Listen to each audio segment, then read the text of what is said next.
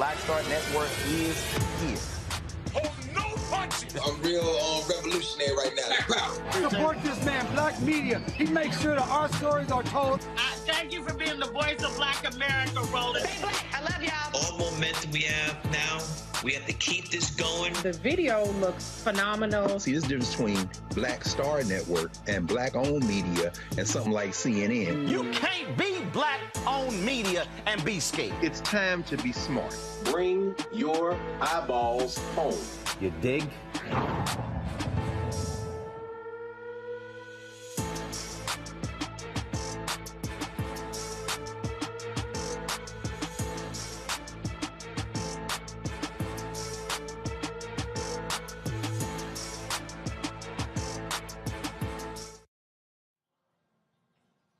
Today is Friday, April 1st, 2022. Here's what's coming up on Roland Martin Unfiltered, streaming live on the Black Star Network. Oscar producer, my alpha brother, Will Packer, is speaking publicly about what happened at the Oscars on Sunday. We'll show you what he said regarding the slap by Will Smith against Chris Rock, about also the LA police being ready to arrest Will Smith, and who actually wanted Will to stay to accept his Best Actor. Is the Academy lying? Will breaks it down in an exclusive with TJ Holmes of Good Morning America. Kansas City civil rights groups have long known their police department had high incidents of violence against Black and Latino people and racist hiring practices. The groups even called for a Department of Justice investigation. Now, an investigation by the local newspaper has proof. Tonight, we'll talk with the president and CEO of the Urban League of Greater Kansas City, and will tell us what happened to their plea to the DOJ. An investigative report uncovers how many police departments across the country use COVID relief funds to fund their operations. But it's supposed to be for COVID. We'll talk to the journalists who followed the money. March proved to be an excellent month for job creation, but what did it look like for African Americans? Well, you'll hear from Cecilia Rouse, chair of President Joe Biden's Council of Economic Advisors. Also, the House voted to decriminalize marijuana at the federal level. Republicans in the House also blocked the naming of a courthouse of the first Black Supreme Court justice in Florida. I told y'all they don't like Black people. And the United States issues a warning to South Sudan for not adhering to the 2018 peace agreement with Sudan. We'll have a Sudanese human rights activist who happens to be a former child slave give us an update on what's happening in between those two countries. And two Black students at Georgia State University satellite campus apparently got escorted out of class by campus cops for being 2 minutes late. We got problems here at Georgia State. And in our Education Matters segment, we'll talk to Georgia's candidate for state superintendent. Folks, it's time to bring the funk. I'm Roland Martin Unfiltered, right here on the Black Star Network. Let's go. He's got it. Whatever the biz, he's on it. Whatever it is, he's got the scoop, the fact, the find. And when it breaks, he's right on time and it's rolling. Best believe he's knowing. Putting it down from sports to news to politics. With entertainment just for kicks, he's rolling. It's on go, y'all. It's Roland Martin, yeah. Rolling with Roland now. He's funk, he's fresh, he's real, the best, you know he's Roland Martin now.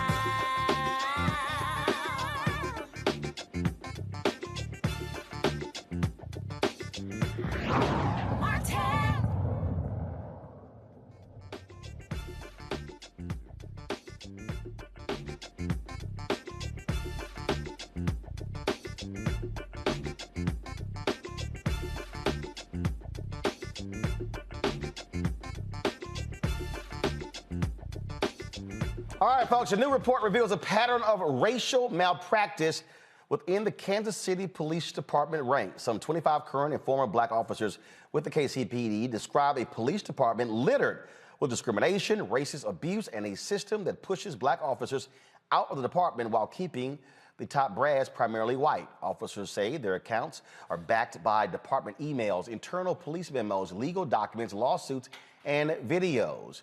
This report was done by the Kansas City newspaper. Now several human and civil rights organizations in the Kansas City area want the Department of Justice to investigate. Gwen Grant, president and CEO of the Urban League of Greater Kansas City, joins us from there. Glad to have you here. So walk us through this. Y'all have been, of course, complaining about these things for years, but to have your newspaper break it down certainly is a little hard for them to now ignore. You're absolutely right, Roland. And thank you for having me on to talk about this very important issue in Kansas City. We started looking at the Kansas City Police Department in 2019, actually, because we had become aware of numerous cases of excessive and deadly force constitutional violations, patterns of systemic violations, including police-involved shootings with no accountability, biased and unreasonable searches and seizures, and racism inside the police department that has been documented over time and shared within the civil rights community by officers on the force who were afraid of fear of retaliation or being left out in the field and putting their lives at risk. So what we found is just a consistent degree of patterns and practices that we consider to be severe civil rights violations. We submitted a letter to the Department of Justice in July of 2021 requesting that they do a patterns and practices investigation of the Kansas City Police Department. We've got a bad situation here in Kansas City, and the STAR report pretty much just elevated what we've known to be going on for several years. So what is the reaction from the city? What are elected officials saying? Well, that's one of the major problems we have. The Kansas City is the only major city in the United States that does not have local control of its police department. So basically what we're in a 21st century colonialism situation where the governor appoints the police board.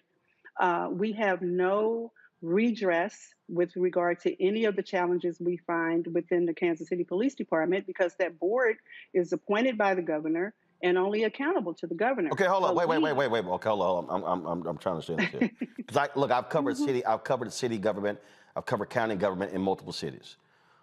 Who hires the police chief? The police board, the board that the governor appoints. But Roland, it gets worse.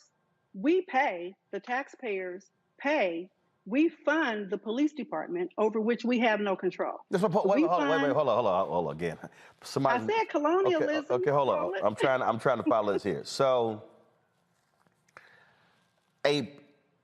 you have a city council in Kansas City. Yes.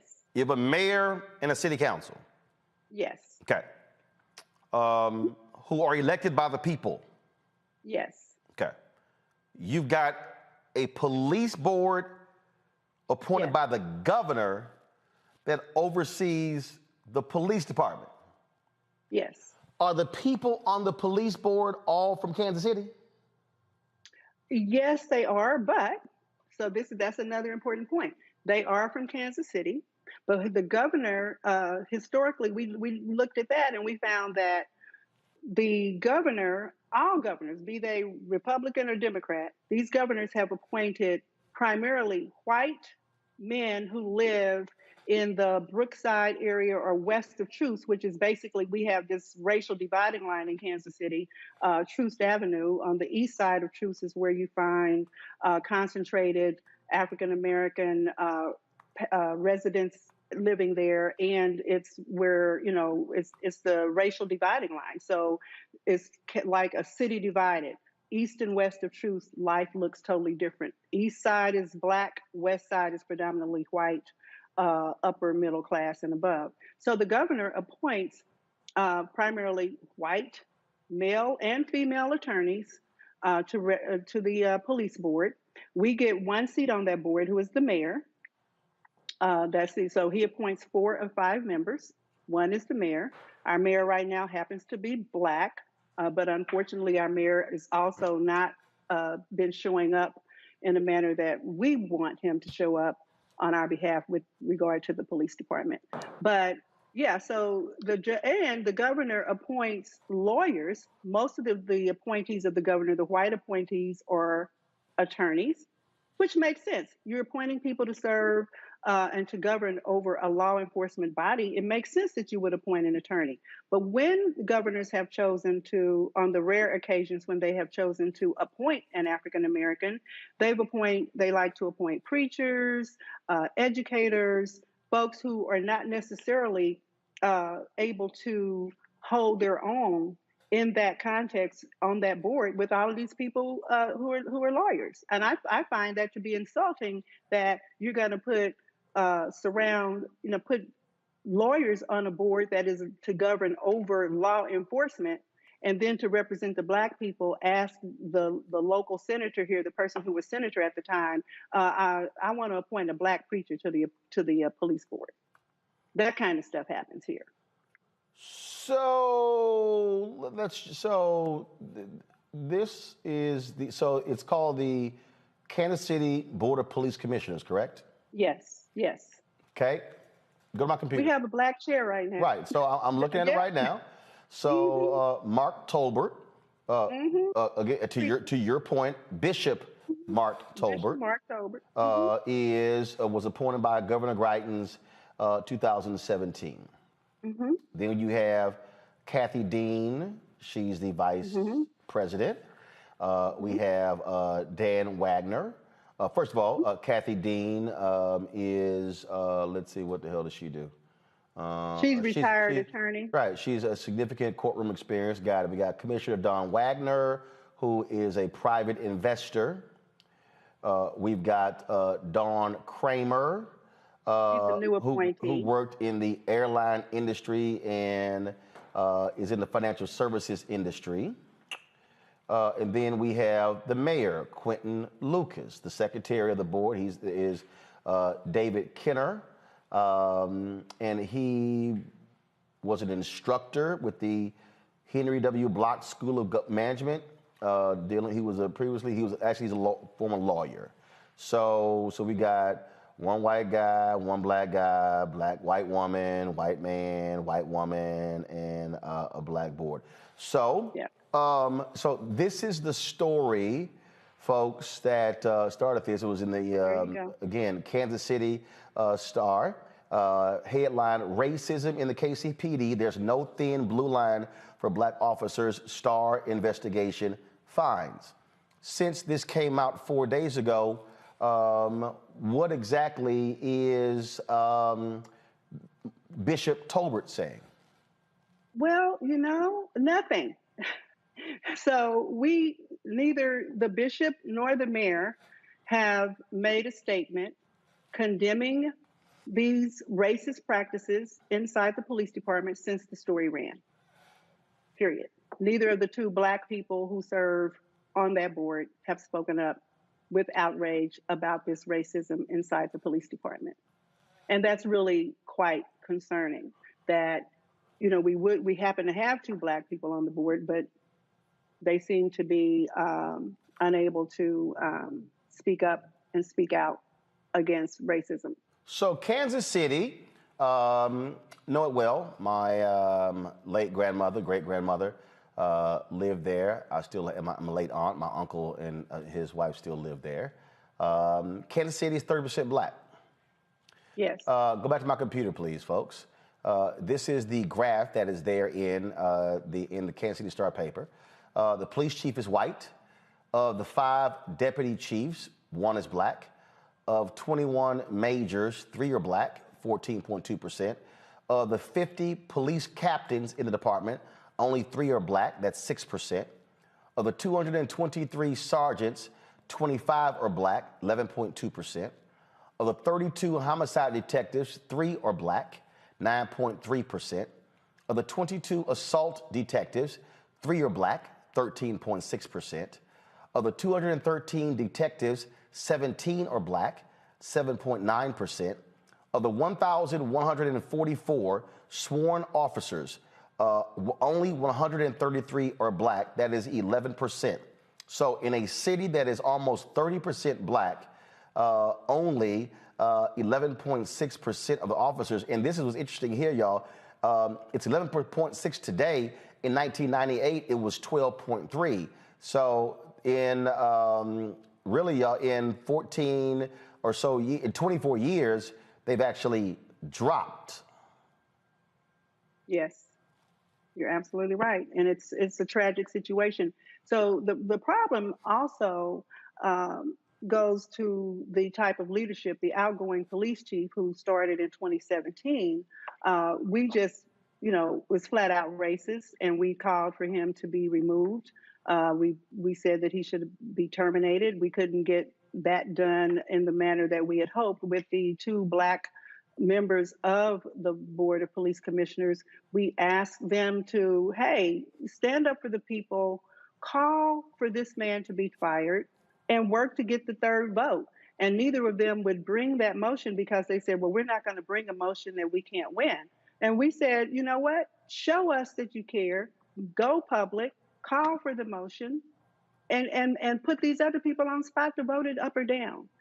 So basically, we just kept applying pressure to this police chief who refused to provide probable cause statements to the prosecuting attorney's office in any instances when officers were involved in excessive and deadly force incidents.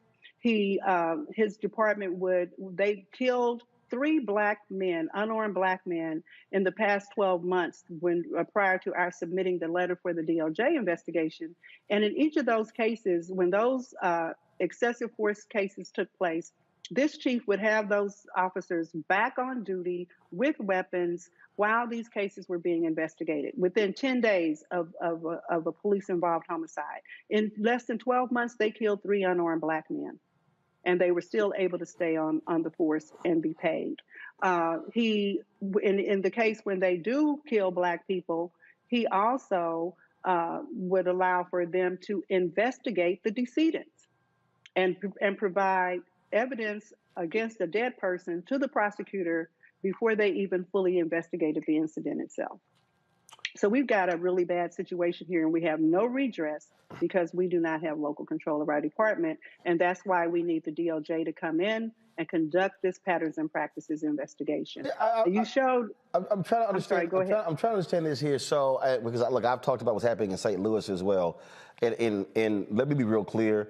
Missouri is weird as hell with some of these in terms of how the legislature, how they've actually passed different laws. And so, how many other cities in Missouri do not control their own police department? None. We're the only one in Missouri. So wait, stop. Wait. We're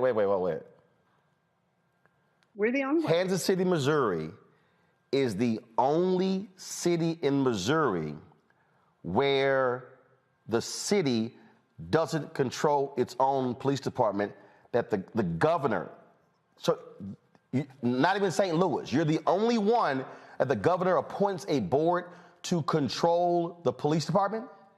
Yes, but we fund them though, $269 million a year.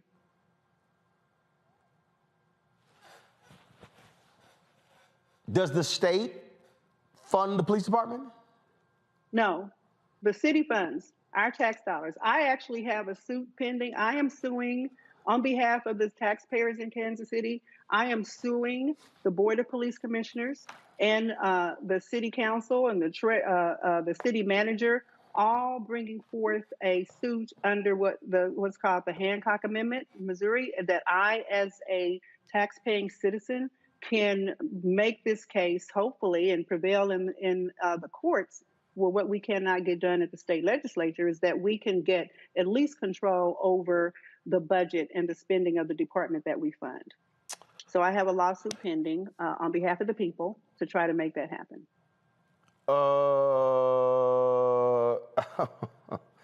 So I'm in the Star story, it says that President of the board, Mark Tolbert, the bishop, he did not respond to any request. Only Commissioner Kathy Dean responded. The mayor, no one else responded. Obviously, the Fraternal Order of Police, they ain't got the damn thing to say. So, what else are y'all doing there? Or have y'all organized community town halls? Have y'all asked? First of all, when does the police board meet? So they meet on the second Tuesday of every month, and we actually shut down one of the police board meetings sometime last year. We shut the meeting down to bring our concerns before the board. I think, frankly, y'all need to shut them down every Tuesday, every month. I mean, I think, if I'm in Kansas City, I'm like, yo, we gonna shut y'all down every single month until you address this issue. Y'all ain't moving on any of this. And I'll be perfectly honest, because I'm like that. Bishop couldn't have service. Well, you know, see, me and you are on the same page, Roland, because the fact that the two black officers, you know, we got white people on that board, but when you, first off, they already know about how this police department has killed. Our police department is ranked in the top 5 worst police departments in the country. On average, they kill 3 unarmed black men a year with impunity. And then this article comes out that further tells the story of how they are racist in the department. They profile their own black officers. And one of the stories that was released on Sunday, they profiled black officers. So if you're a black man sitting on a board like this, how do you keep your mouth shut after that article comes out? How can you not have anything to say? And to add insult to injury, the mayor, who we supported him trying to take some control over the spending, over the funding of the police department, where the state mandate requires the city to provide 20% of its general operating budget to fund the police department. They last year got into a lawsuit issue with the city and between the city and the Board of Police Commissioners because the mayor found an ordinance to try to take control of the amount of funding that they provided the department that's over and above the 20% mandate. We backed him with that. We held a press conference on the steps of City Hall backing that move. They ultimately lost in court because, frankly, I don't think they hired the best law firm to represent them. But anyway, they lost that case. And I filed a motion to intervene in that case on behalf of the people. My motion to intervene was dismissed, which led to me ultimately filing the lawsuit that I have pending right now. But we did all of that to support this mayor. And then last week, the mayor coalesced with the chief of police and the Board of Police Commissioners to draft this ordinance to give them $33 million above the 20% mandate and not take local control over that spending, as we all fought for and tried to get them to do. So we are being misrepresented, as what we said today to the mayor. We had a meeting today to call out our concerns about this mayor. When you talk about, shutting down a church service, well, we have a collective of community-based organizations and civil rights organizations. We meet every Friday morning at 8:30 in an urban summit meeting. And we took the mayor to task in that meeting this morning, and he'll have an opportunity to come back next week and rebut or at least try to challenge it. But we are just tired of not being fully represented by our people. We feel that this mayor, we've been hoodwinked, bamboozled, and misled by this man. And it's a shame to have 2 black people on the board and they can't speak up about racism and discrimination on behalf of the people that they are there to represent. It's unconscionable. Well, what we'll do is we will put calls into the mayor's office to get him on the show to respond to this article. We'll also reach out to Bishop Tolbert and he'll get a call every single day. And they'll tell you it's a personnel issue and they can't discuss it. Well, actually, that's a lie. That's a lie. That's a lie. Because as somebody who's covered city government, that's a flat out lie. I've had numerous interviews with police boards, with elected officials, with appointed officials, and so that is a lie. And so, fine, if they don't talk, then they're going to get a phone call every day. So certainly let us know. I would love to know if y'all decide to organize a citywide town hall to address this issue. So certainly keep us. Let me ask you this: if we organize a citywide town hall, will you come in and moderate that with me, or help engage our community? If you help me with that, we'll get that done because we need sunshine on this issue in Kansas City. One last thing about this local control issue that I will further irritate you is when we studied the history of this local control or how we ended up with local control, this was born out of a Confederate governor, a governor who decided at the beginning, early in the Civil War, that he needed to take control of the two police departments in the state where they had the highest concentration of Black people. That was St. Louis and Kansas City. Many people here think that the state took local control of the department because there was a Pendergast era where there was a lot of corruption in city government and in Kansas City, but it actually is based in the perpetuation and to protect the institution of slavery. And it was only targeted for the cities with high concentration of African Americans. So this situation here is really bad. We need you here to help us with it, Roland. Well, this simple. Y'all shoot us 2 or 3 dates. I'll look at the date to see how that corresponds with my calendar. And then once we settle on a date, then we do it. We'll hook it up. I appreciate that. All right. We'll follow up with that. All right. I appreciate it. Gwen Grant, thanks a lot. Thank you for having me. All right. I want to bring in my panel right now. First of all, the KCPD did issue a statement. They said, quote, "We have mechanisms in place to ensure that members can report any incident of discrimination or racism anonymously, and we take every incident of reported racism very seriously and investigate fully whether it involves department members or the members of the community." Kelly Bethea is communication strategist. Michael Imhotep is host of the African History Network show. Matt Manning, civil rights attorney. Matt, what do you make of this? First of all, the fact that you have a law where the governor is appointing members of a police board and the city people who are elected do not control is a problem. It's a huge problem, especially as it goes to accountability, because as we've talked about on this show many times, you vote out people who aren't doing their job. So the idea that the local citizens don't even have control over their police department is absurd.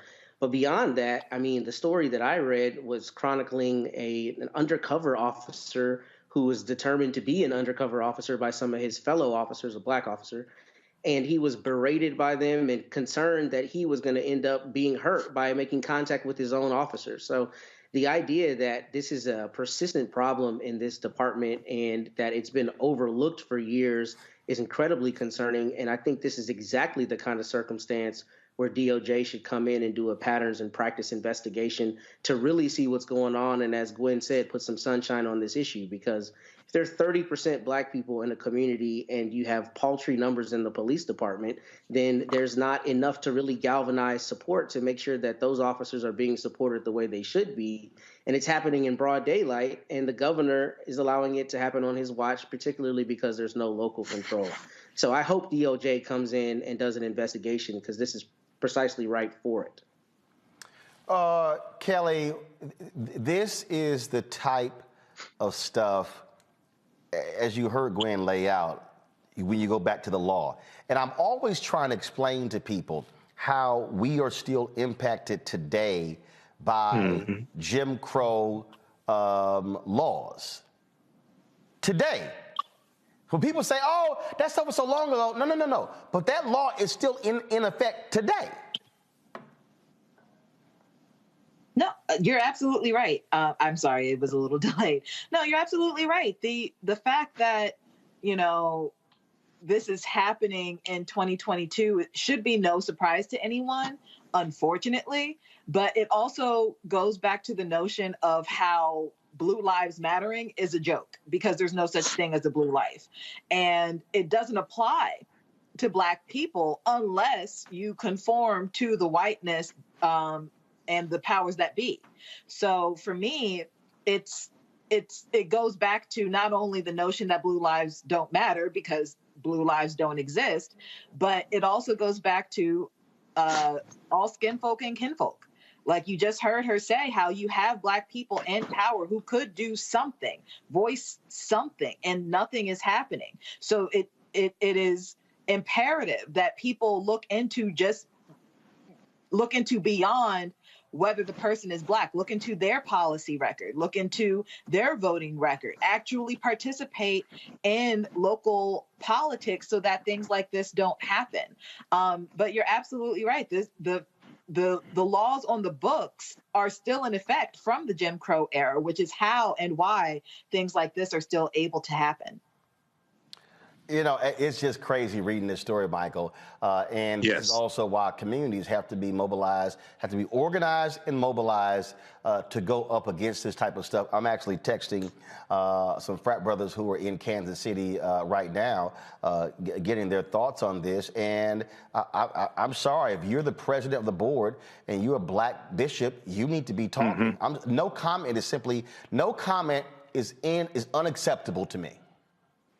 Absolutely. Well, a lot of this is unacceptable, but definitely no comment is unacceptable when you have an African-American man who is Bishop Talbert, I believe is his name, who Mark Talbert, who's the chair of the board. But, you know, reading this, Roland, I mean, I had so many questions. So one of the things I was trying to figure out, okay, so Civil War era law. This is one of the reasons why understanding the Civil War and reconstruction that history is so important, because it still impacts us today.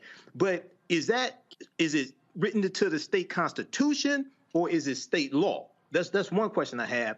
And one of the reasons why understanding that history is so important, how it still impacts us today, impacts the laws, is because if you go to Brunswick, Georgia, the citizens arrest law that the three white supremacists used to make up after the fact, after Ahmaud Arbery was killed. That citizens arrest law dates back to 1863, when Georgia was part of the Confederacy, and there was a law to target runaway slaves who were running away from plantations in Georgia to run behind Union lines. So that legacy of the Civil War and Reconstruction is still with us today. This is why it's so important to understand history and law, because they intersect and they impact everything that we do.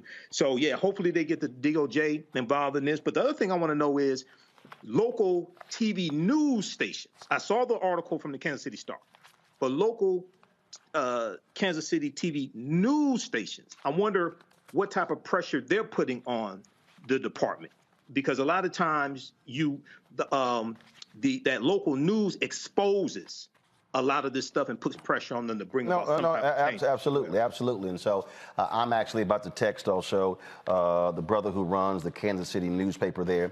And so to get his thoughts on this as well. So we'll definitely continue to cover this and give y'all folks updates on this particular story. All right, folks, we got to go to a break. We come back, we're going to talk about what's happening in South Sudan.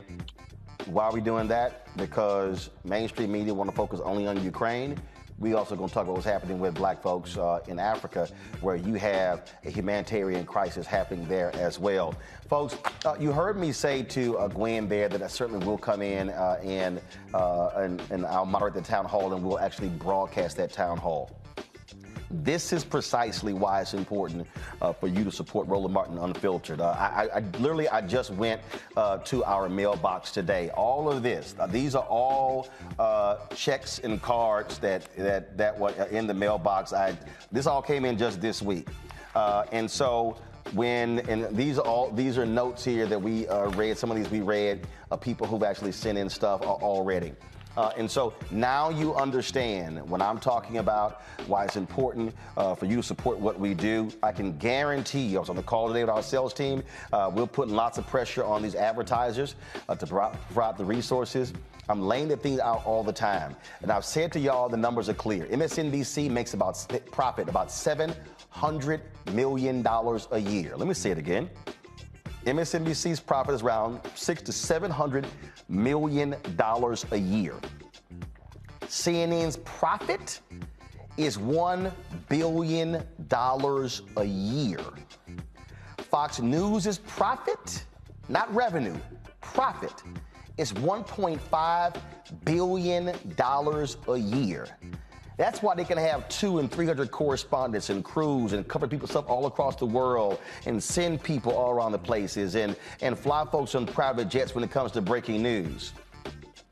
And a whole bunch of people out here claiming to be new black media, they don't cover the news. They talk about the news. They talk about what other people do. They talk about what other people are talking about. Well, our goal is to actually create the nation's largest black newsroom, to cover the issues that matter to us. And so your support is critically important. Cash and money orders, you can go to P.O. Box 57196, Washington, D.C., 20037. Cash app is $sign RM Unfiltered. That's important. Please listen to me again. $sign RM Unfiltered.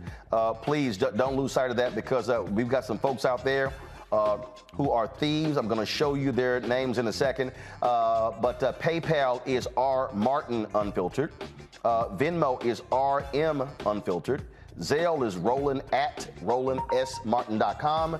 Roland at RolandMartinUnfiltered.com. And so when you support us, we, of course, are supporting you.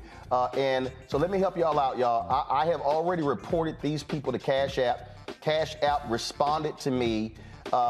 These are individuals right now on Cash App who are trying to steal from you. There's no reason in the world for these people to have Cash App names similar to this show.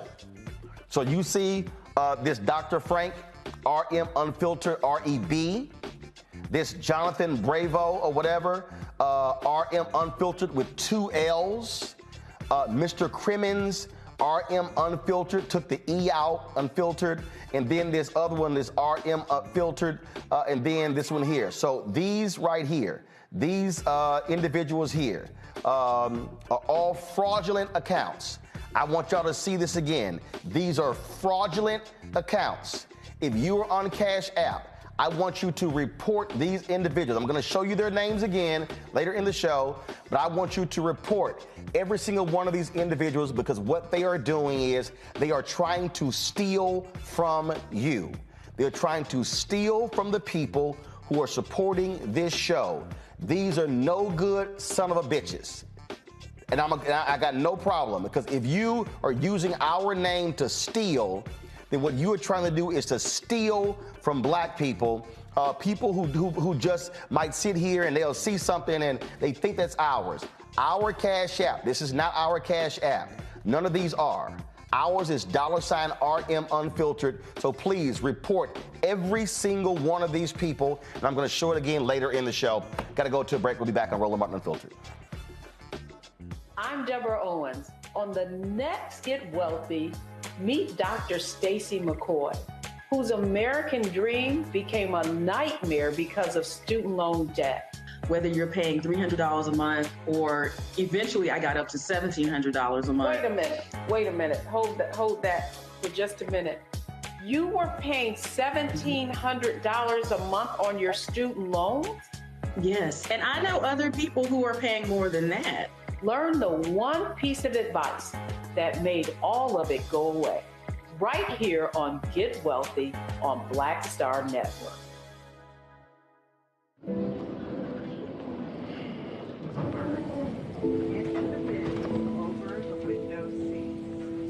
These are the only bins that will accommodate larger rollerboards.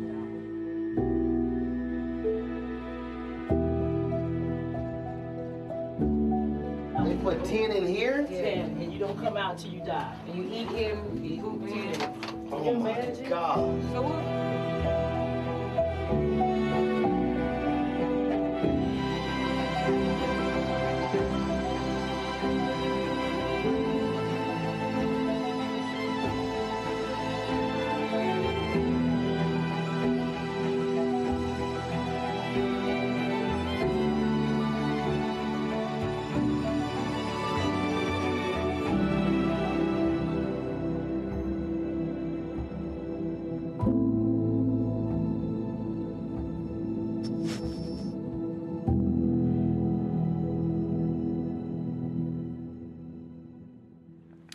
All right, folks, part 5 of our special from Ghana airs right after our show right here on Roland Martin Unfiltered on the Black Star Network. Trust me, you don't want to miss it. It's been phenomenal series thus far. So you be sure, as soon as we get done, stay with us to check out part 5 of our docuseries, The Year of Return, 1619 to 2019. We'll be back in a moment. Pull up a chair, take your seat. The Black Tape with me, Dr. Greg Carr, here on the Black Star Network. Every week, we'll take a deeper dive into the world we're living in. Join the conversation only on the Black Star Network. Hey, what's up, everybody? It's Godfrey, the funniest dude on the planet. Hey, I'm Taj.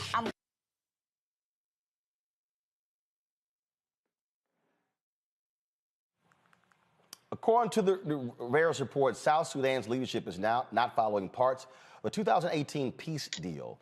Now the United States is threatening to impose more sanctions on those perpetuating the conflict. Joining me now is Simon Ding, a Sudanese human rights activist who is very familiar with what's happening there. Simon, glad to have you here on Roland Martin Unfiltered. I reached out to my man, Joe Madison.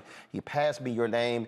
So much attention has been on the Ukraine and what's happening there. Explain to our listeners and viewers what is happening in South Sudan. What's going on?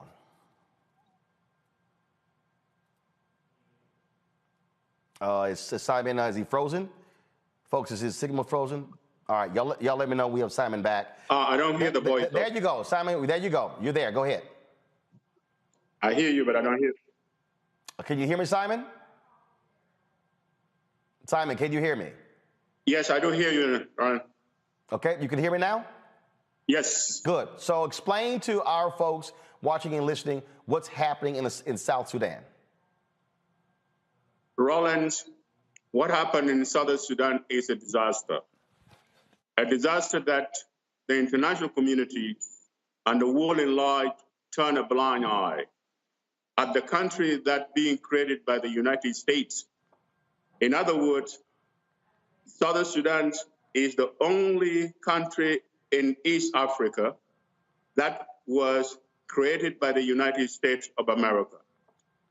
If it wasn't the United States, we would not have a country, a younger nations in the world today that called Southern Sudan.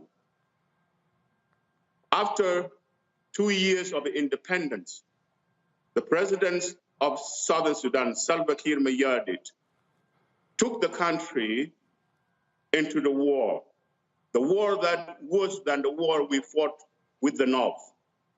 In 2 years' time, Salva Kiir managed to slaughter 500,000 Southern Sudanese. Today, at the moment we're speaking, Southern Sudan is the worst place on earth, with 6 million Southern Sudanese are refugees. Largest and biggest refugees compare at the time when we were fighting for war of independence. You have 2 million Southern Sudanese refugees in Uganda.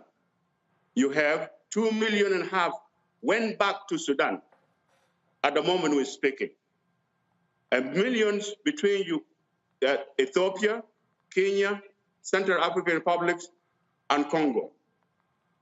We have hundreds of thousands Southern Sudanese are being protected for 8 years by the United Nations Protection Peacekeeper inside Southern Sudan, including Juba, Malacan, Wow, Jungle, even Bantu.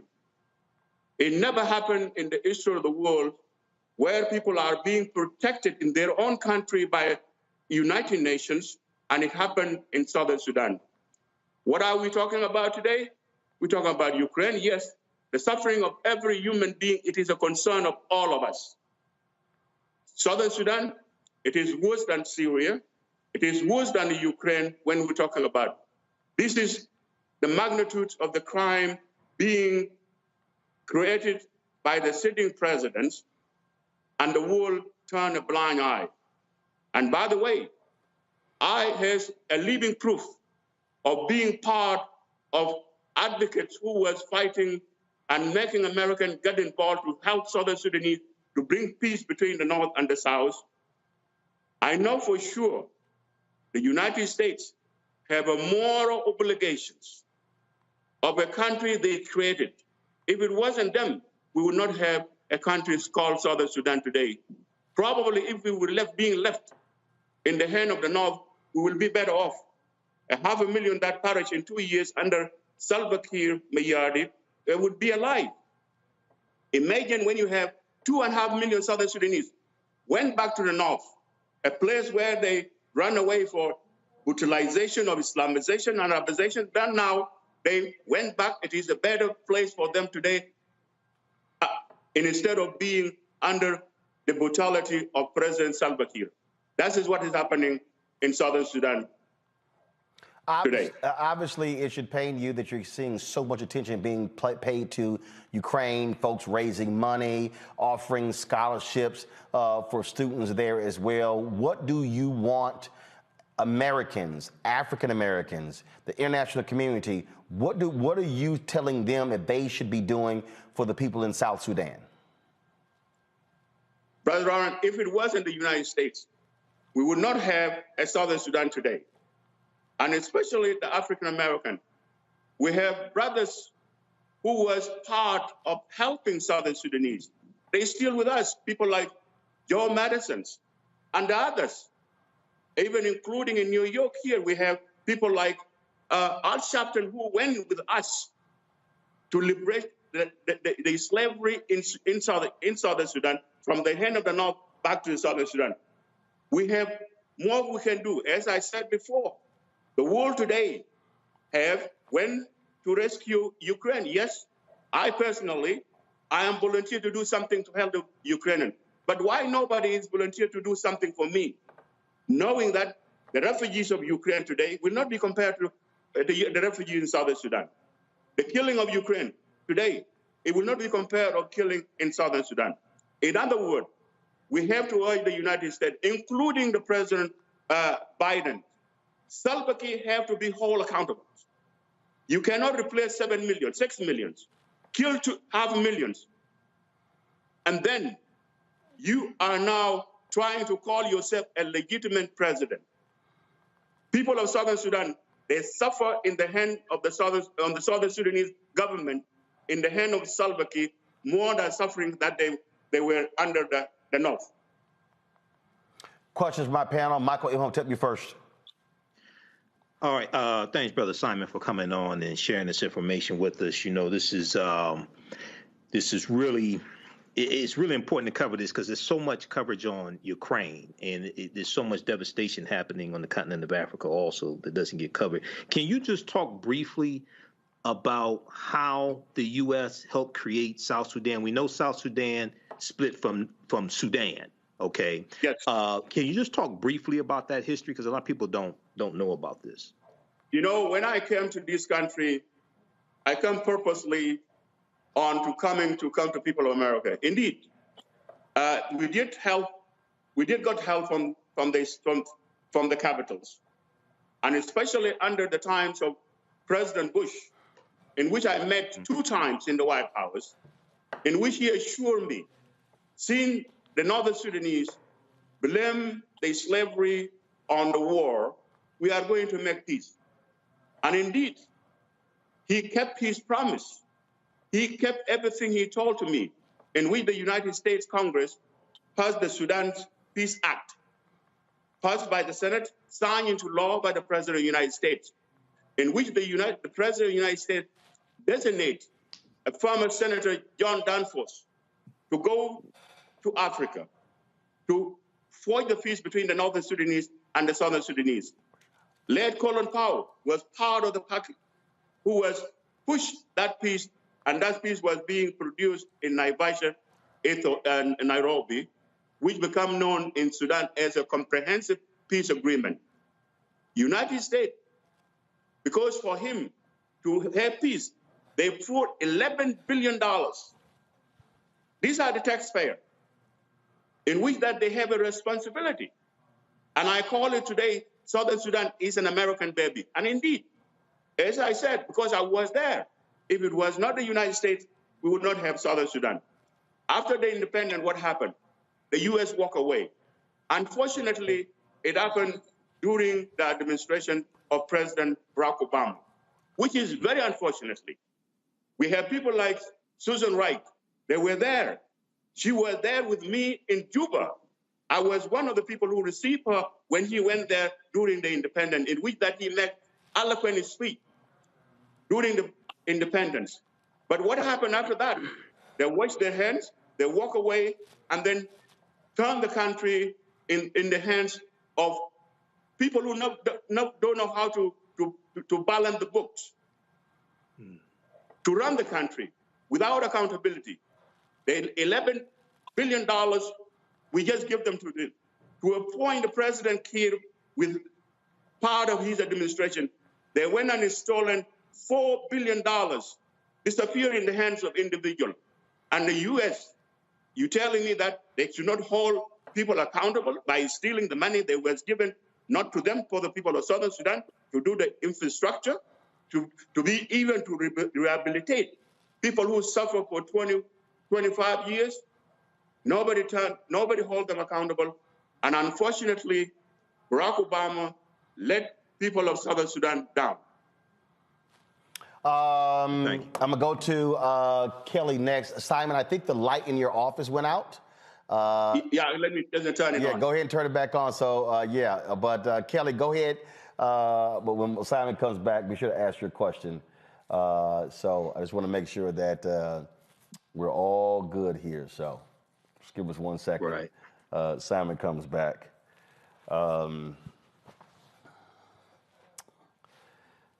Again, folks, critically important information that we're getting, because all too often in the United States, there literally is no coverage of these issues. Yes.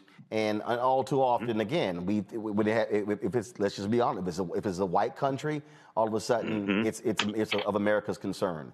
And so it is important that we shine the light on this. That's what Claude Barnett's Negro Associated Press did back in the day with their news service, and that's why it's important that our voices do the same. And so I thank Joe Madison for sending Simon my way. So there we go, Simon, you're there. Kelly, go ahead and ask your question of Simon. Yes, thank you for coming on the show.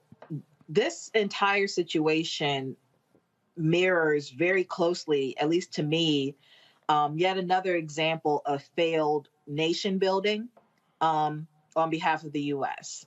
So with that said, do you think that this crisis is America's fault in total? Or did America just exacerbate an issue that was already bubbling underneath the surface, so to speak? And in either situation, whether you think, this country is completely at fault or whether we just contributed to the crisis, what steps need to be taken on behalf of this country to make sure that South Sudan is made as whole as possible? And I have to give you my honest opinions and the honest answer. Yes, indeed. The United States created Southern Sudan, in which they should have whole Southern Sudan to a point where they will be able to walk by themselves. They will be able to even to know how to balance the books by themselves. But unfortunately, the United States put itself or herself in a position of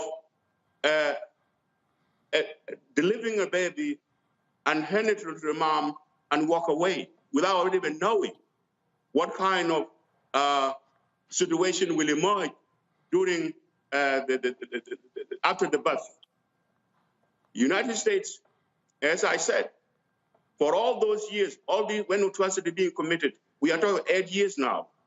All they have to do, always threat, talk. I don't believe in talk.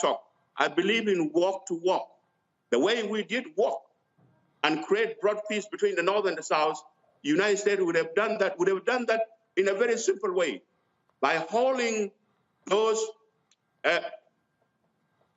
rulers of Southern Sudan. Hey, you didn't come here by yourself. You came here with our help. And we help you not because of you, we help because of people of Southern Sudan. In other words, all these leaders of Southern Sudan, so-called rulers, each person of them have a big mansion in Nairobi, have a big mansion in Kampala. And people like John Fanegas, George Cooney, they document all these things, but no action being taken on the top of the country, on the leadership of people who created Southern Sudan. They documented what atrocity being committed. They documented how much the resources being looted by the president. And then when they always trying to take action, what will they do? Sanctions just the doorkeepers, sanction the bodyguard. Why not sanctioning President Kiir himself? The man that happened to be part of the problem, he created a war in 2013 by calling it that there is a coup, which was not. The African Union made a commission led by the former president of Nigeria, Obasanjo. The result was there to everybody's eyes. There was no coup.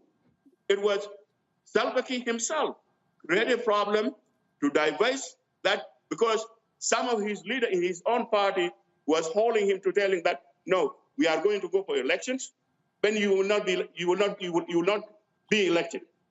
And that's all. But he want to stay in power. And then who paid the price? 500,000 died, was killed by him. The slaughter, which is being identified by the United Nations as a genocide. In 2013, when the unit under the President Kiir bodyguard went and slaughtered one ethnic groups, Noir in Juba, door by door. Up to today, we have those who run, who escape, that are being protected by the United Nations in Juba.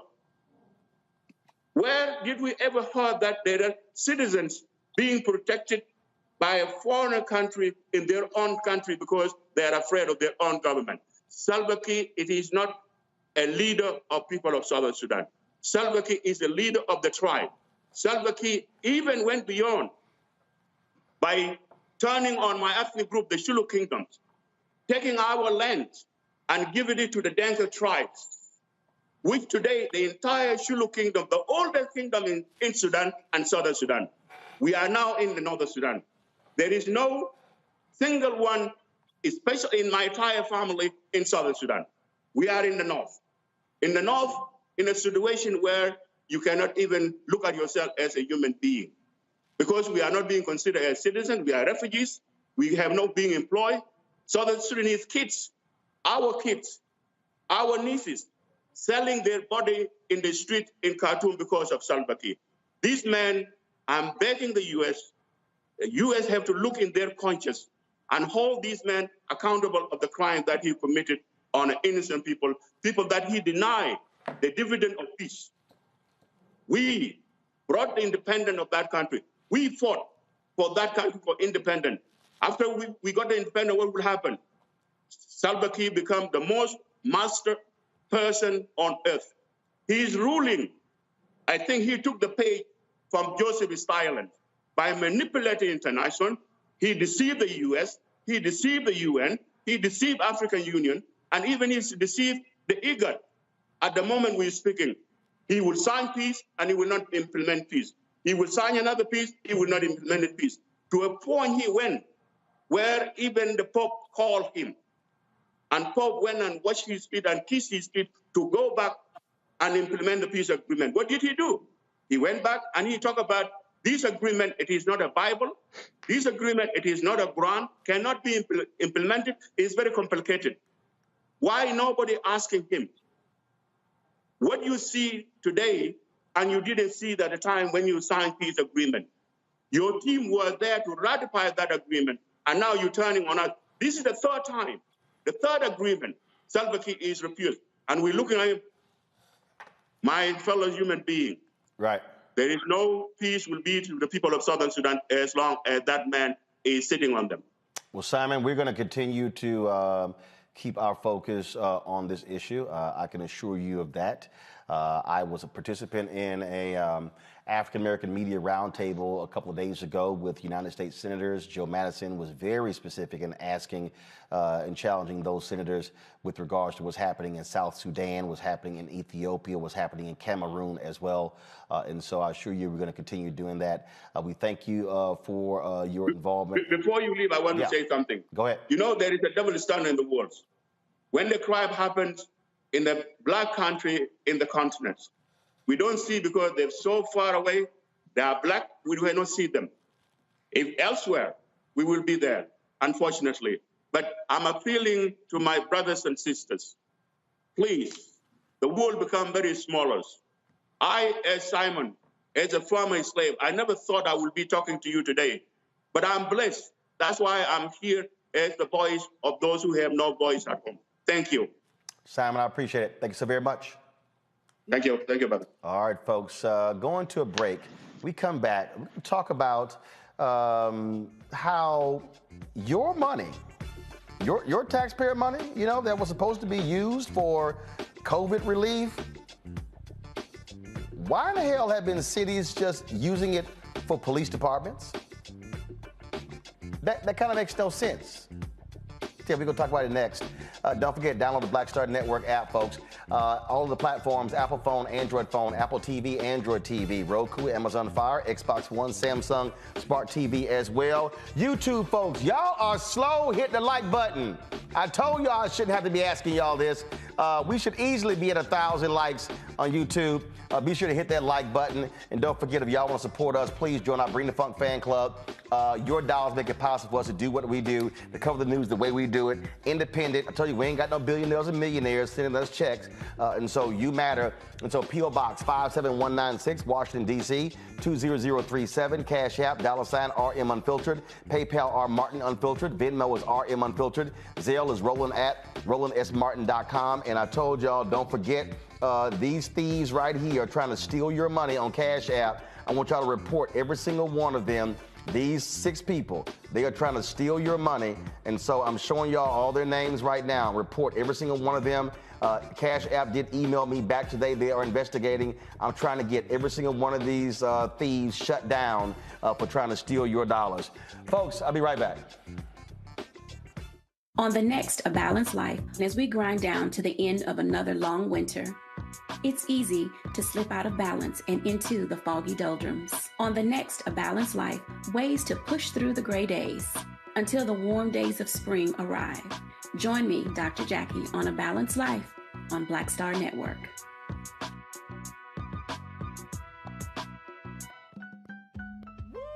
We're all impacted by the culture, whether we know it or not. From politics to music and entertainment, it's a huge part of our lives, and we're going to talk about it every day right here on The Culture with me, Faraji Muhammad, only on the Black Star Network.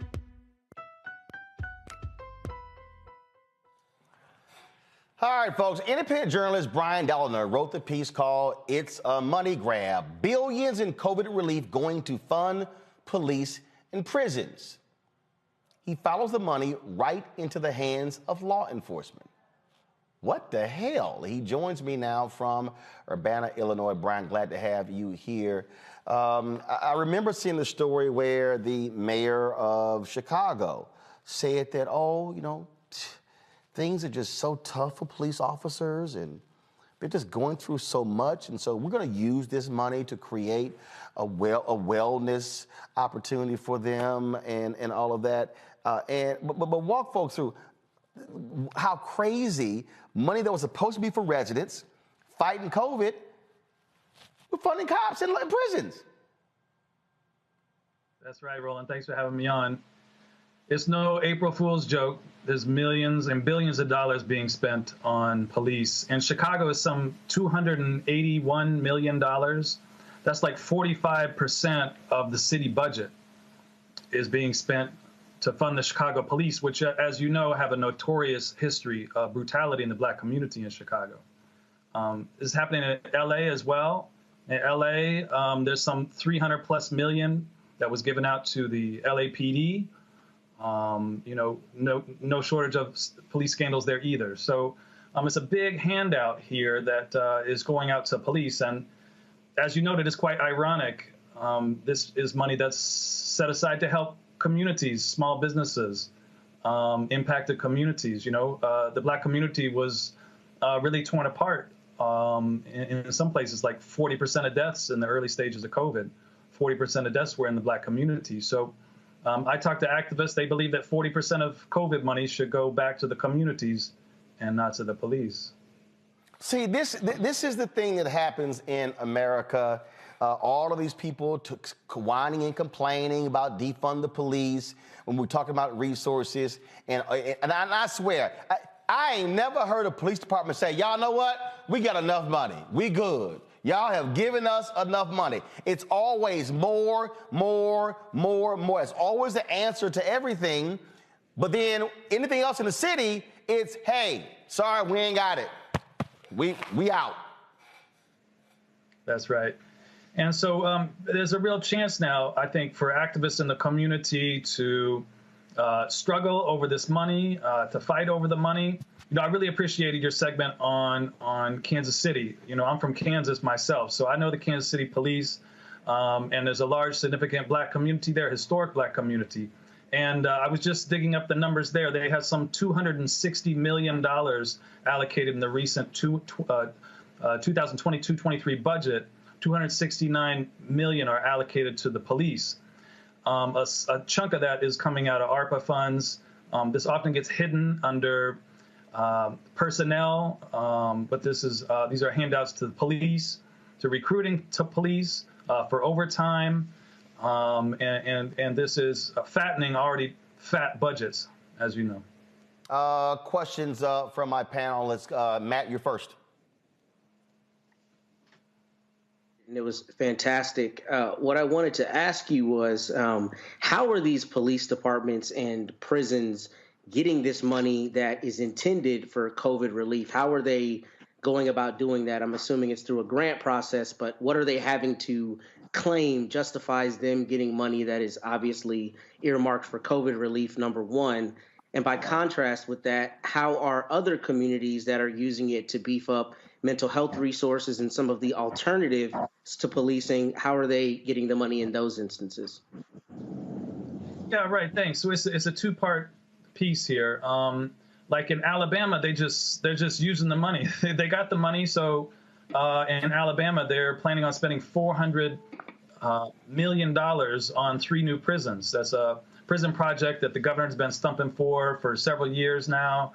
And now that there's this big influx of cash due to COVID relief, federal funding, they're pushing through on funding these new prisons. I talked to activists on the ground, and it's folks with the Alabama Justice Initiative, that's LaTanya Tate, and I talked to Veronica Johnson from my article, and they fought it. They went around to the small towns in Alabama and fought the prison proposal and stopped it, and yet still the state and the governor is going through with their plans.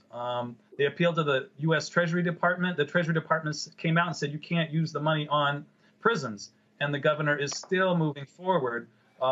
So far, at least, the Biden administration has not stepped in to intervene in Alabama. So this potentially gives a green light to all other states, jurisdictions, to use this money pretty much willy-nilly, however they want to. Now, there are some cases where, you know, there are smaller amounts of money that people are struggling, fighting for. I talked to people in South Bend, Indiana, who are using millions of dollars to open up a crisis center that police, instead of taking people to jail, they'll be able to take people to this crisis center. So there are ways. In my own community, I live in Illinois, in Urbana-Champaign, Illinois. We have a reentry program here. They got around $1 million from the local city government in order to support a reentry program. That's a program that's in great need here in Illinois. So there are ways in which people are struggling to get the money back. I really like to, in my journalism, like to highlight people on the ground who are really fighting the good fight to try to get the money in the right hands. But it's going to be a fight everywhere. Kelly? Yeah. How is this not fraud? How are these entities able to do this? Because, and I'm sure you recall, there was like what felt like a campaign against people who misappropriated PPP loan money, you know, and disguised themselves as LLCs and other, you know, corporate entities trying to get loan money from the government during COVID-19. And it just felt like people were like the chickens were coming home to roost, and all of that money was getting grabbed back to the government and they were being jailed. So how are you able to, as a government, misappropriate funds on an application that is what I'm assuming to be quite specific as regarding how to spend it. How is this not fraud?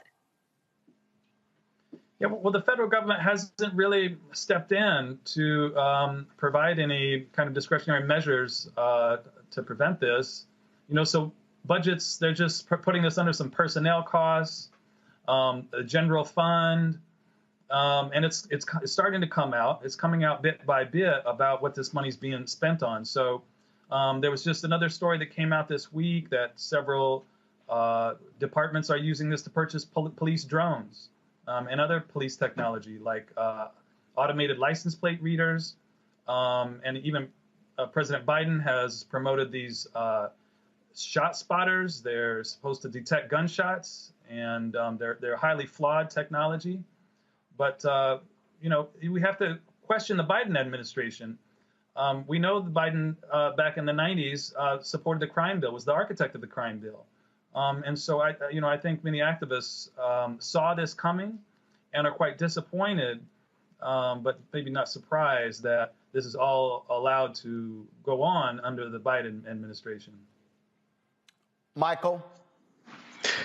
All right, Brian. Hey, thanks for writing this article and coming to share this information with us today. So I have a lot of questions, but one of the questions that I have is, what has been the response from members of Congress, especially Democrats in Congress, but you have Republicans that represent, Alabama as well, but especially Democrats, because no Republicans voted for the American Rescue Plan, even though it benefited a lot of people in America, a lot of Republicans. No Republicans voted for it. So what has been the response from members of Congress, especially Democrats, in how this money is apparently being misused for police departments?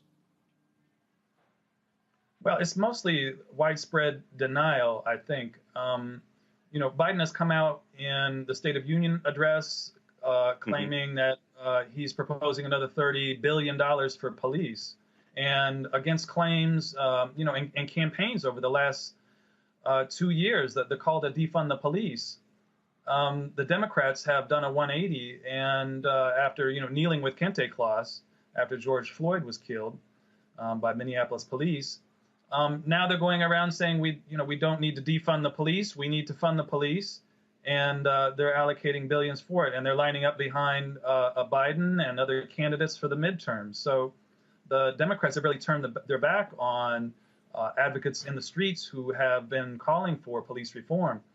Keep in mind here, these are, in LA and Chicago, in Kansas City, police budgets make up 40-50% of the total city budget.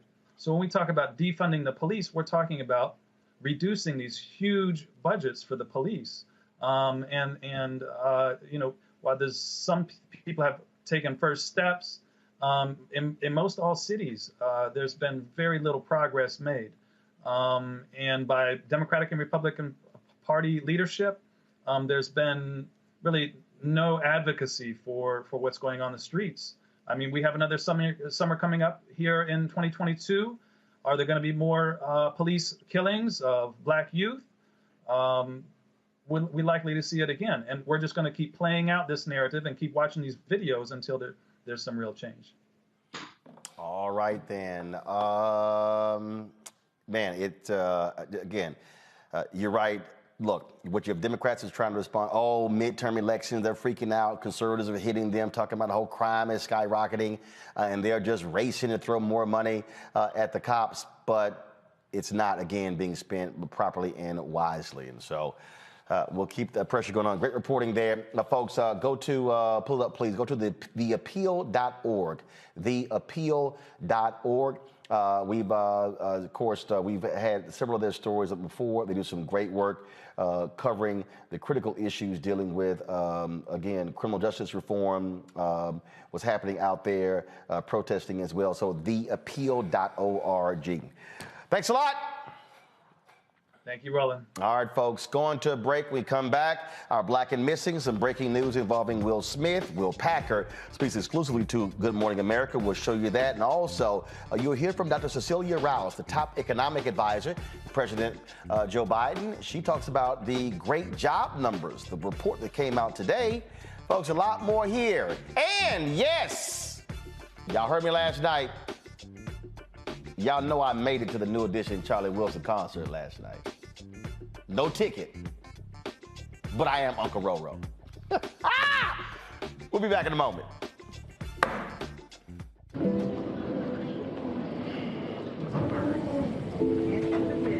Over the window seats. These are the only bins that will accommodate larger rollerboards.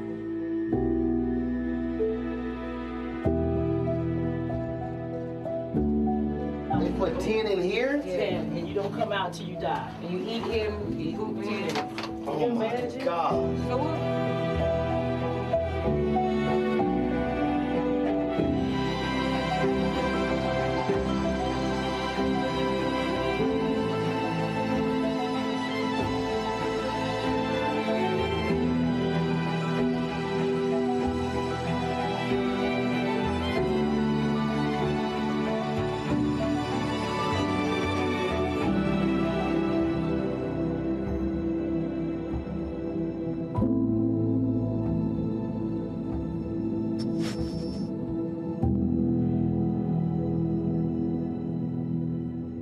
Pull up a chair, take your seat. The Black Tape with me, Dr. Greg Carr, here on the Black Star Network. Every week, we'll take a deeper dive into the world we're living in. Join the conversation only on the Black Star Network. On the next A Balanced Life, as we grind down to the end of another long winter, it's easy to slip out of balance and into the foggy doldrums. On the next A Balanced Life, ways to push through the gray days until the warm days of spring arrive. Join me, Dr. Jackie, on A Balanced Life on Black Star Network.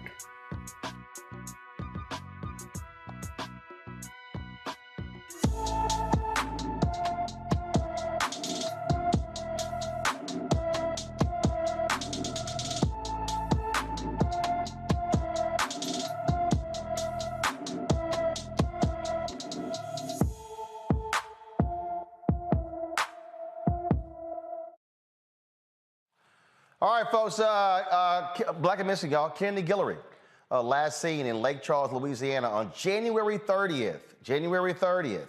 The 16-year-old is 5 feet 6 inches tall, weighs 120 pounds with brown hair, brown eyes. Anyone with information on Kennedy Guillory's whereabouts, please call the Lake Charles, Louisiana Police Department at 337-491-1311. 337-491-1311. All right, folks, some breaking news here. Just in, Will Smith has resigned from the Academy of Motion Picture Arts and Sciences as a result of him slapping Chris Rock Sunday at the Academy Awards. Of course, the Academy, they have launched an investigation. And as a result, they have done this. This is the statement that Will Smith has released as a result of this. Give me a second. I'm just going to go in and try to see if I can share this screen. Just give me 1 second, folks. I want to show you this. I'm reading from a story in Variety as they talk about, as they have the Will Smith story here. He says, the list of those I have hurt is long and includes Chris, his family, many of my dear friends and loved ones, all those in attendance and global audiences at home. I betrayed the trust of the Academy. I deprived other nominees and winners of their opportunity to celebrate and be celebrated for their extraordinary work. I am heartbroken. That is the, and then it says, Smith also acknowledged that his actions overshadowed other winners at the 94th Annual Academy Awards. I want to put the focus back on those who deserve attention for their achievements and allow the Academy to get back to the incredible work it does to support creativity and artistry in film. Is included, he stated, concluding with change takes time. I'm committed to doing the work to ensure I never again allow violence to overtake reason. Now today on Good Morning America, an exclusive interview with TJ Holmes, Oscar producer Will Packer sat down and shared his thoughts on what happened on Sunday night. Here is some of what he said. I said, watch this. He's gonna kill. Because I knew he had an amazing lineup of jokes that we had. We had him in the prompter, and ultimately he did not get to one joke. He didn't tell one of the planned jokes. He was just immediately freestyling. But I tell you, if there's anybody that you don't worry about going out in front of a live audience and riffing off the cuff, it's Chris Rock. Nobody's better. And I thought this was part of something that Chris and Will were doing on their own. I thought it was a bit. I thought it was a bit like everybody else. I knew we hadn't practiced it. Not concerned. I wasn't concerned at all. As he's walking. I figured, okay, you know, he's going to say something or come at him. Something funny is going to happen because that's the nature of Chris and that's the nature of Will. So let's see what happens. Once I saw Will yelling at the stage with such vitriol, my heart dropped. And I just remember thinking, oh no, not like this. And Chris was keeping his head when everybody else was losing theirs. And then, you know, gave the quote. That was a greatest night in the history of television. Okay. But my heart at that point was just in my stomach because of everything about it and what it represented and what it looked like and who was involved. All of that was just, I've never felt so immediately devastated. Like the LAPD made it clear, we will do whatever you want us to do. And one of the options is that we will go and arrest him right now. They were saying, you know, this is battery was the word they used in that moment. They said, we will go get him. We are prepared. We're prepared to get him right now. You can press charges. We can arrest him. They were laying out the options. And as they were talking, Chris was being very dismissive of those options. He was like, no, I'm fine. He was like, no. And even to the point where I said, Rock, let him finish. The other officers finished laying out what his options were. And they said, you know, would you like us to take any action? And he said no. Shayla told me that they were about to physically remove Will Smith. And I had not been a part of those conversations.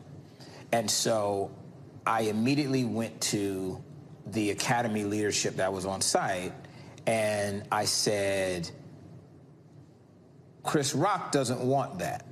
I said, Rock has made it clear that he does not want to make a bad situation worse. That was Chris's energy. His tone was not retaliatory. His tone was not aggressive and angry. And so I was advocating what Rock wanted in that time, which was not to physically remove Will Smith at that time, because as it has now been explained to me, that was the only option at that point.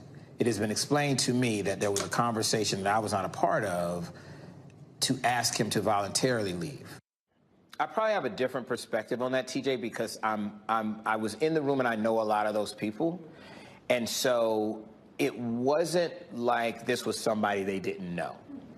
It doesn't make anything that he did right and doesn't excuse that behavior at all. But I think that the people in that room who stood up for somebody who they knew, right? Who was a peer, who was a friend, who was a brother, who has a 3 decades plus long career of being the opposite of what we saw in that moment.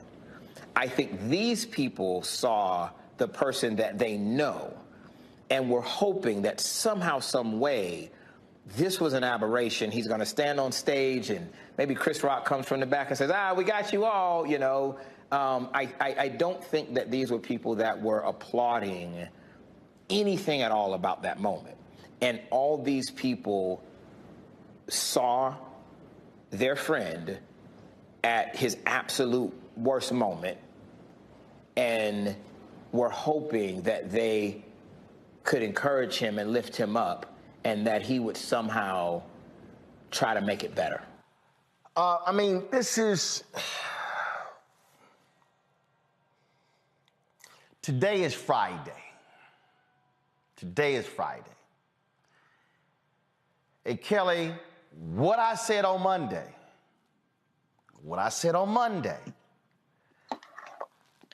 I said,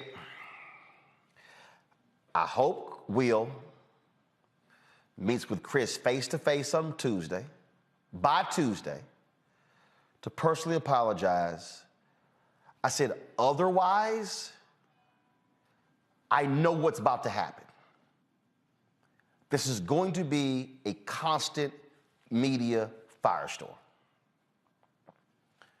The thing that I am always trying to tell people, it's like, yo, I've been in this news business my entire life. And every action, everything that happens, if another thing happens, it's another news cycle. Mm-hmm. And so Monday's news cycle was the slap.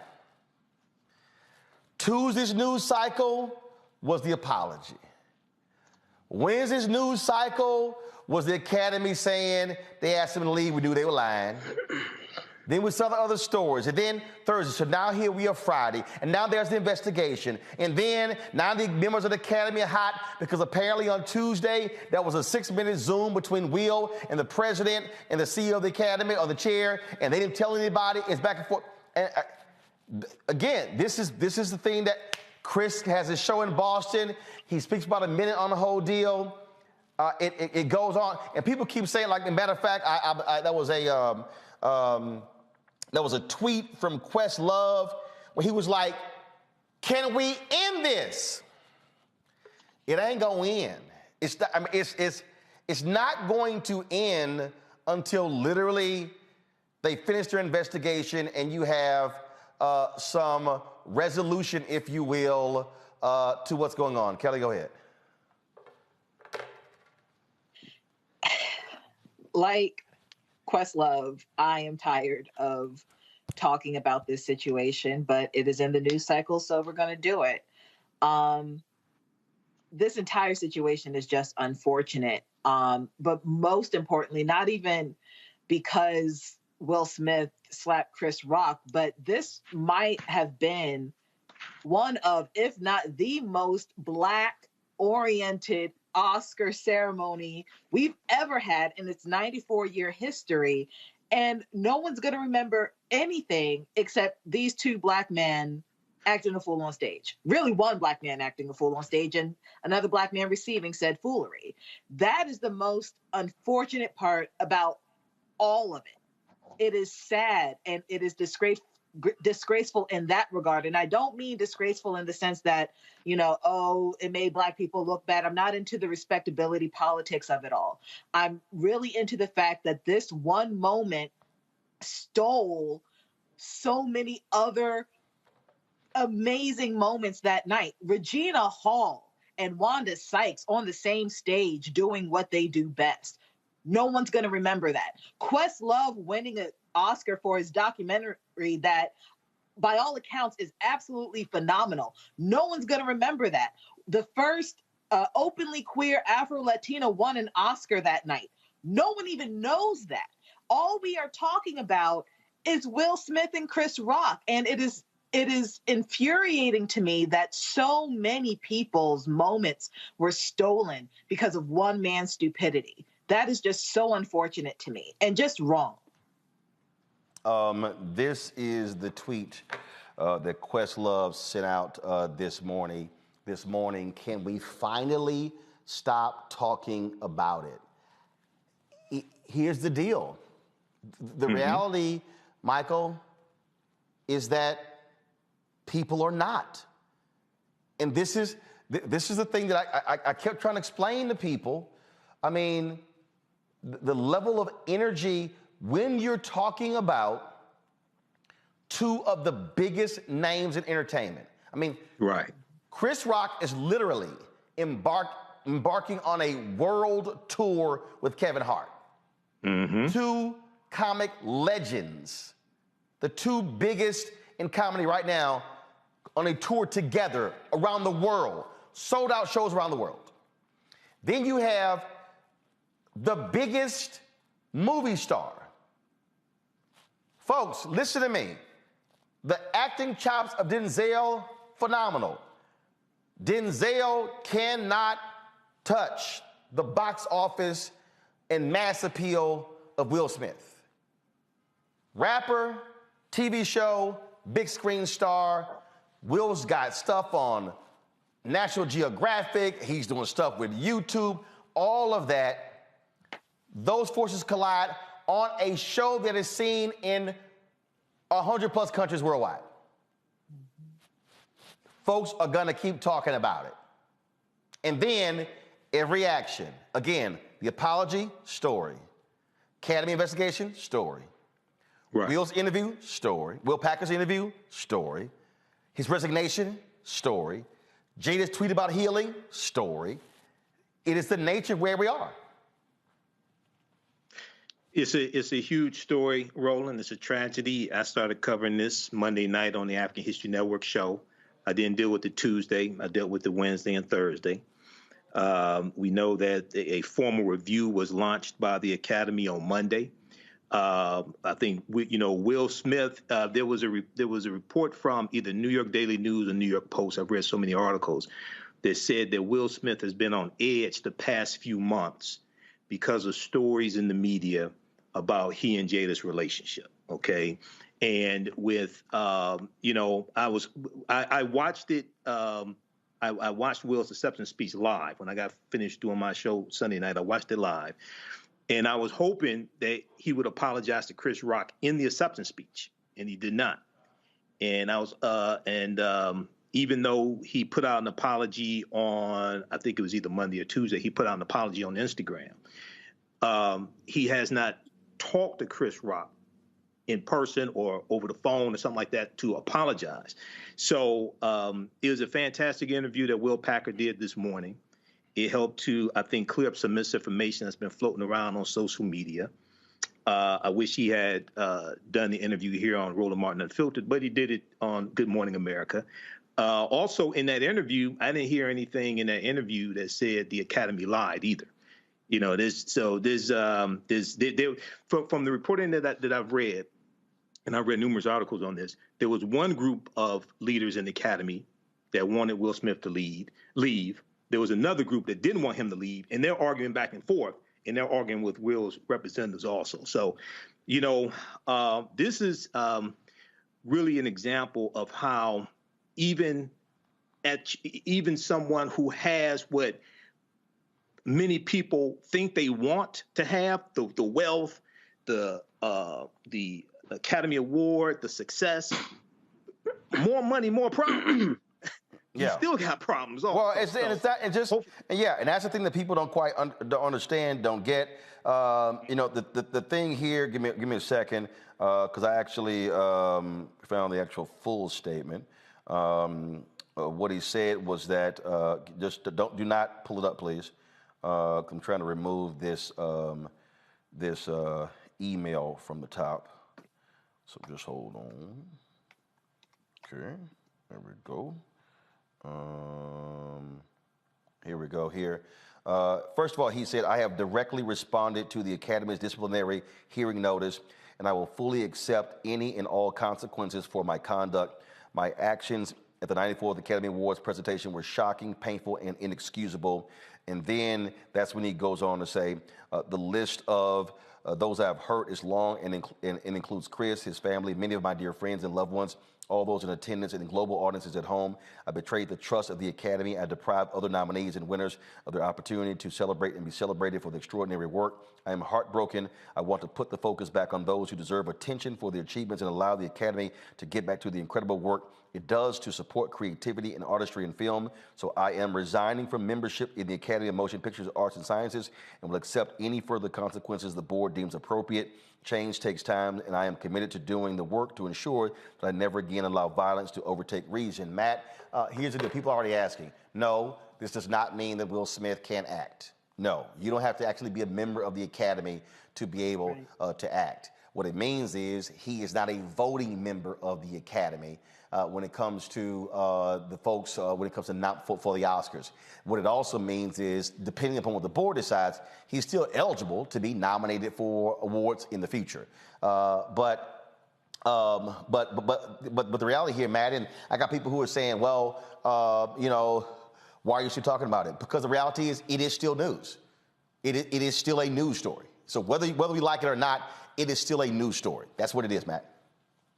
It's a news story. It's a news story involving two of the biggest entertainers in the world, as you said. And I think it's a news story that sheds a light on some of the things that we talk about here, including criminal justice.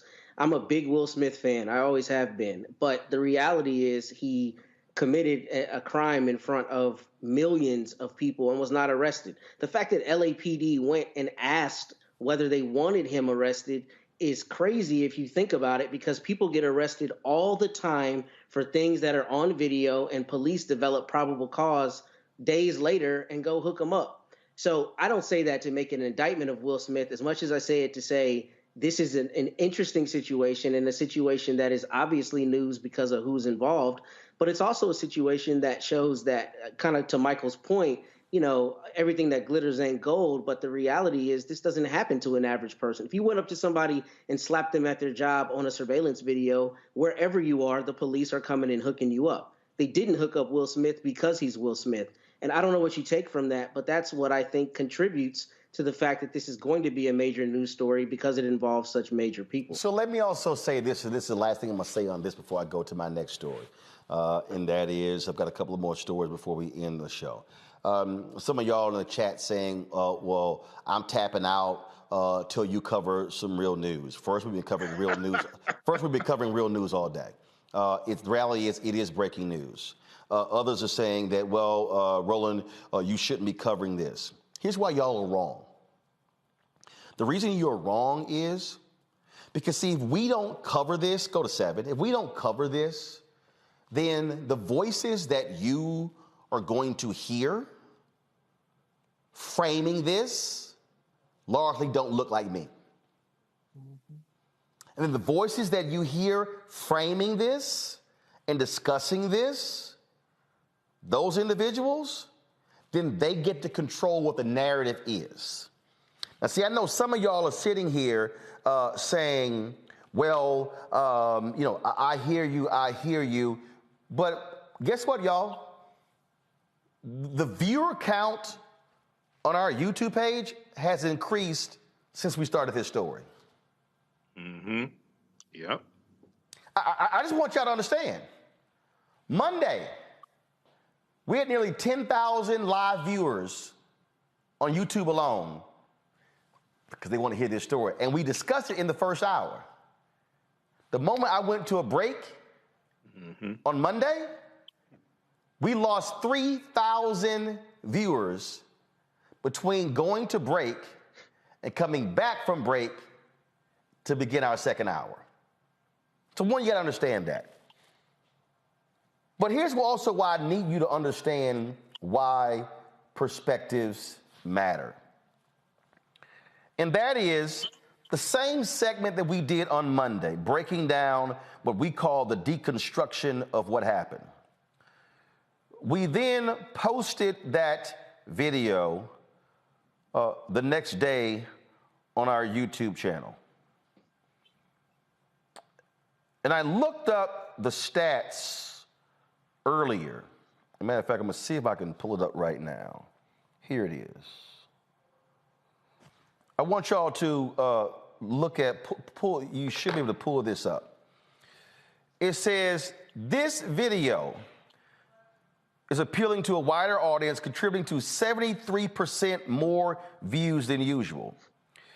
That deconstruction video that we did, where we offered a sound, reasonable, thoughtful discussion on what happened, it has gotten 56,849 views since published. Now, first of all, it's actually more than that. But it says that in terms of referrals, but it says your videos typically receive 8,000 to 32,000 in this same time frame. It's gotten 38,662 recommendations. That particular video, y'all, last I checked, has received, let's see here, 1.3 million views. 1.3 million views. And so that's important, again, because if we as Black-owned media, if we are not establishing the framework of the conversation, somebody else is. Right. And so I am willing, y'all can talk all you want to, but I am willing to keep talking about it as long as we are framing it properly. Even the segment I did last night where I talked about don't fall for the okie doke, Team Will and Team Chris, that's already exceeded 100,000 views.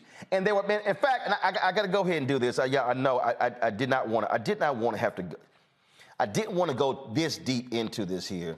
But you know, I really, it bothers me when people say dumb stuff. It really bothers me when they say dumb stuff. Like, it actually pisses me off when they say dumb stuff.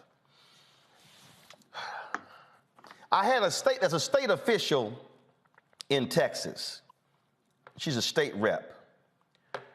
She actually had some words for me on her Facebook page where she thought she was calling me out. Give me on one. She thought she was calling me out. And she had the nerve to say on her Facebook page, and she said this here, sharing my comment from another thread which said we shouldn't take sides on the issue and should be both Team Will and Team Roland. No, this is not Switzerland, Roland Martin. Time to pick the side of right. We can't just say the white man or the media is the reason for this fallout. Both of these men have millions of fans of all races who care about them, but it was only Will Smith who committed the battery against another black man who was simply doing his job. Blah, blah, blah, blah, blah. Come back. I just want y'all to know, if you look at this here, go back, that it's Sean Theory who said that. Now, some of y'all may be looking at me saying, well, Ro, who the hell is Sean Theory? Well, this is her Twitter page. Sean Theory is a Texas state representative. She follows me on Twitter. So I was sent Sean's comments, and yes, I had to respond. And this is what I said, because see, this putting in perspective why y'all need to understand why black media matters, black-owned media matters. I said, it's always wise for some folks to check their facts before they ever mention my name. Otherwise, I'm going to drop some CVS long receipts on you. Today, that means you, Texas Representative Theory. She posted on her Facebook page the following comments. I said, let me handle this now. And I did. I said, first, Representative Theory, I'm not Switzerland. I made my position on the Will Smith slap very clear on Monday, link attached. That video has gotten 1.3 million views on YouTube. I also warned folks not to fall for the Academy's CYA attempt, link attached. I then said to Representative Theory, second, if you actually listened to my segment last night, I warned black folks not to fall for the spin to try and blame Will Packer for asking Will Smith to stay. Now, what I warned folks about the okie doke is exactly what you are doing, Representative Theory. I am laying out the media games of shifting the narrative and trying to force us to pick sides. We should be Team Will and Team Chris. We should care about both. So actually watch and listen to what I said. And if y'all scroll down here, you'll notice she ain't responded. I think those CVS receipts did the trick. Folks, never ever go to we should move on if you don't understand how media has always controlled the conversation and controlled the narrative, and the media's framing of a story has the ability to shift public opinion one way or the other. No, I will not be sitting this out because I'm not going to let them shift and control the narrative. And that's why we have Black-owned media. When we come back, we're going to hear from Dr. Cecilia Rouse about the economic numbers that came out today. Then we're going to talk to the sister who's running for state superintendent in Georgia. I told y'all, down ballot races matter. Don't go anywhere. You're watching Roland Martin Unfiltered on the Black Star Network. Folks, Black Star Network is here. Hold no punches. I'm real revolutionary right now. Support this man, Black media. He makes sure that our stories are told. Thank you for being the voice of Black America, Roland. Stay black. I love y'all. All momentum we have now, we have to keep this going. The video looks phenomenal. See, there's a difference between Black Star Network and Black-owned media and something like CNN. You can't be Black-owned media and be scared. It's time to be smart. Bring your eyeballs home. You dig?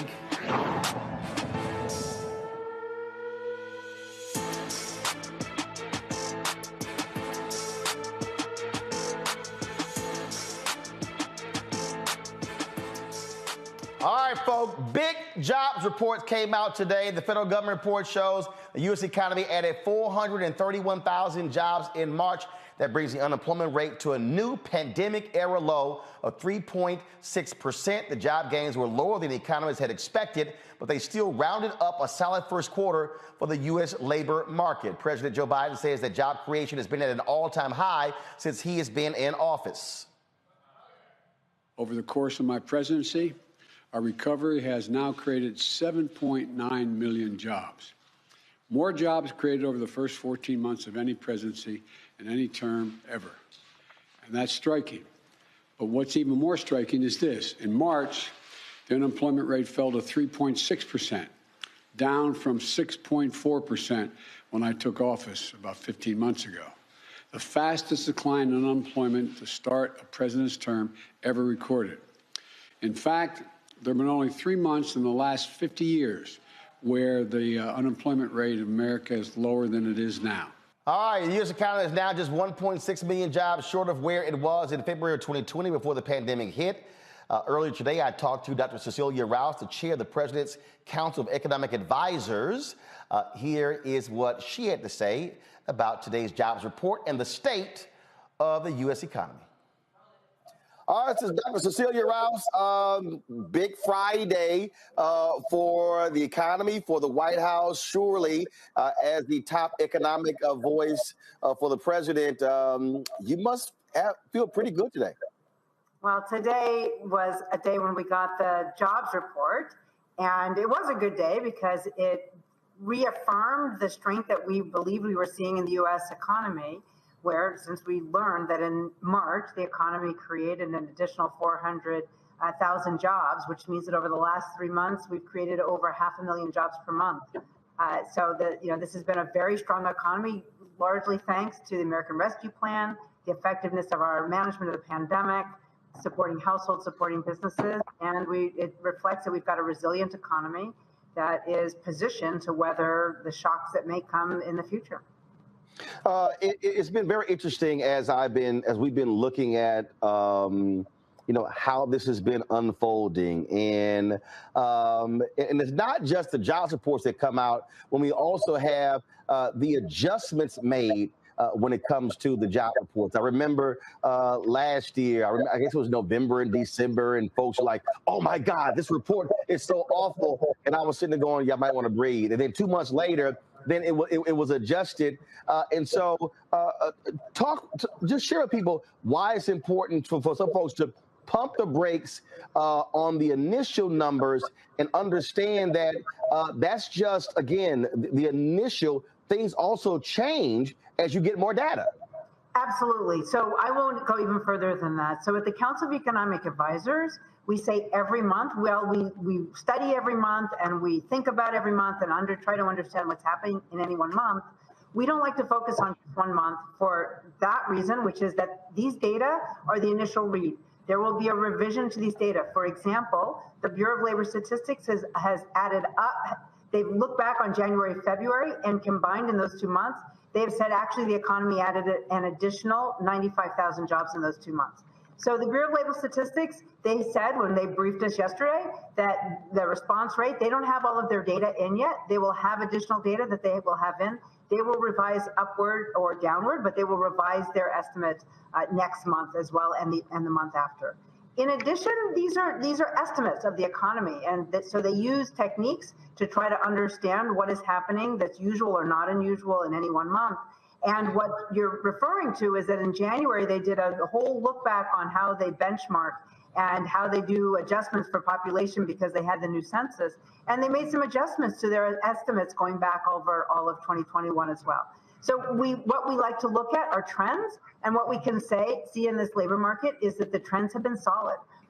Over the course of the past year, this economy has added 7.9 million jobs. That's in the 14 months since the president took office.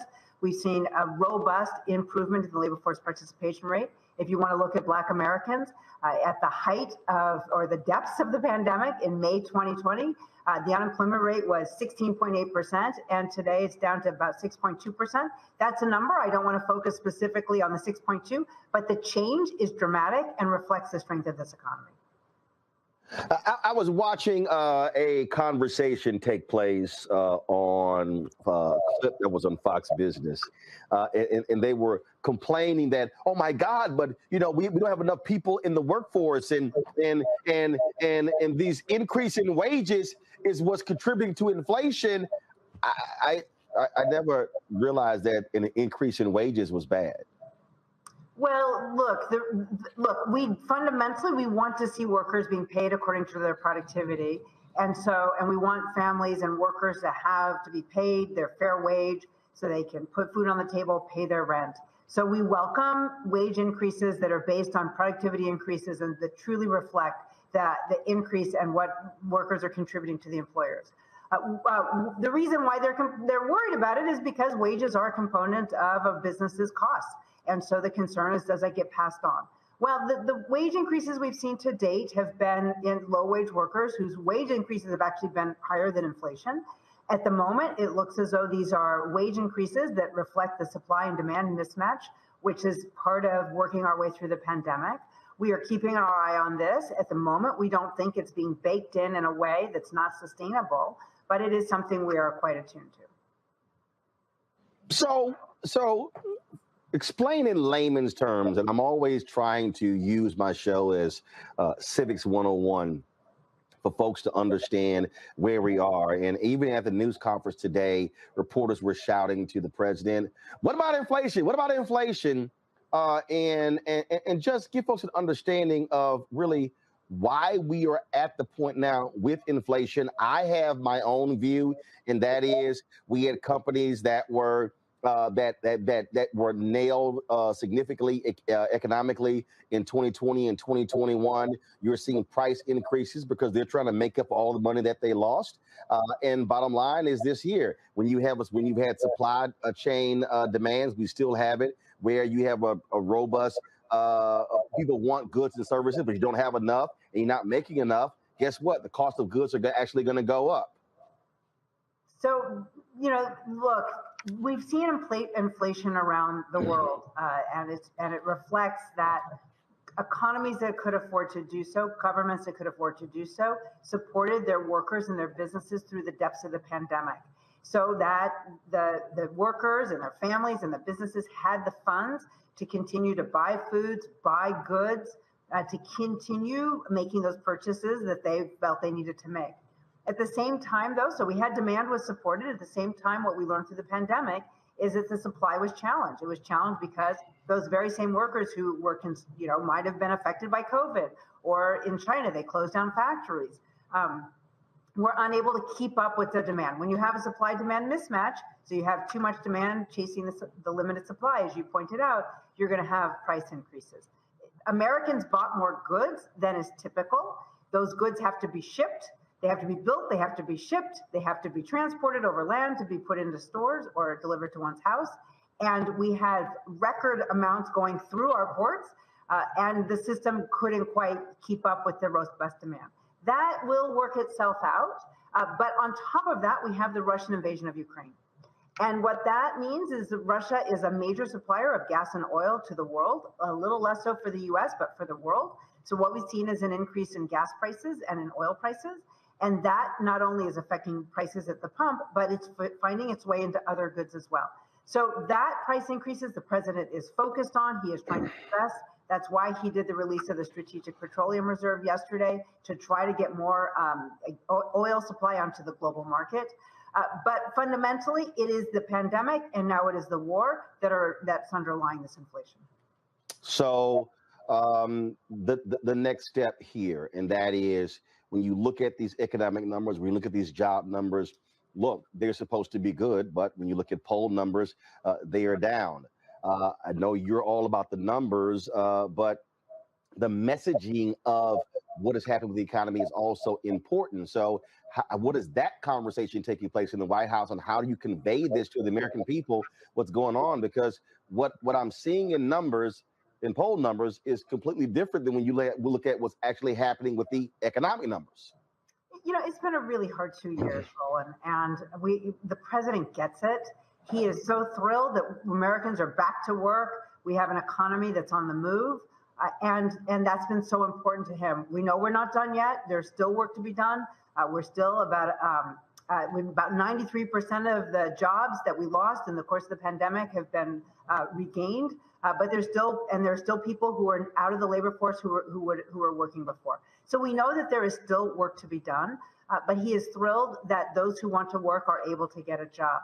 But he gets it. This has been hard, and inflation hits families in their pocketbooks. It's no fun when you go to the grocery store and the price of a gallon of milk or a pound of hamburger or the price of a gallon of gas at the pump is more than your one's used to paying, which is why he is focused on addressing the supply chains, trying to lower costs for families through his economic policies, and trying to address the prices at the pump.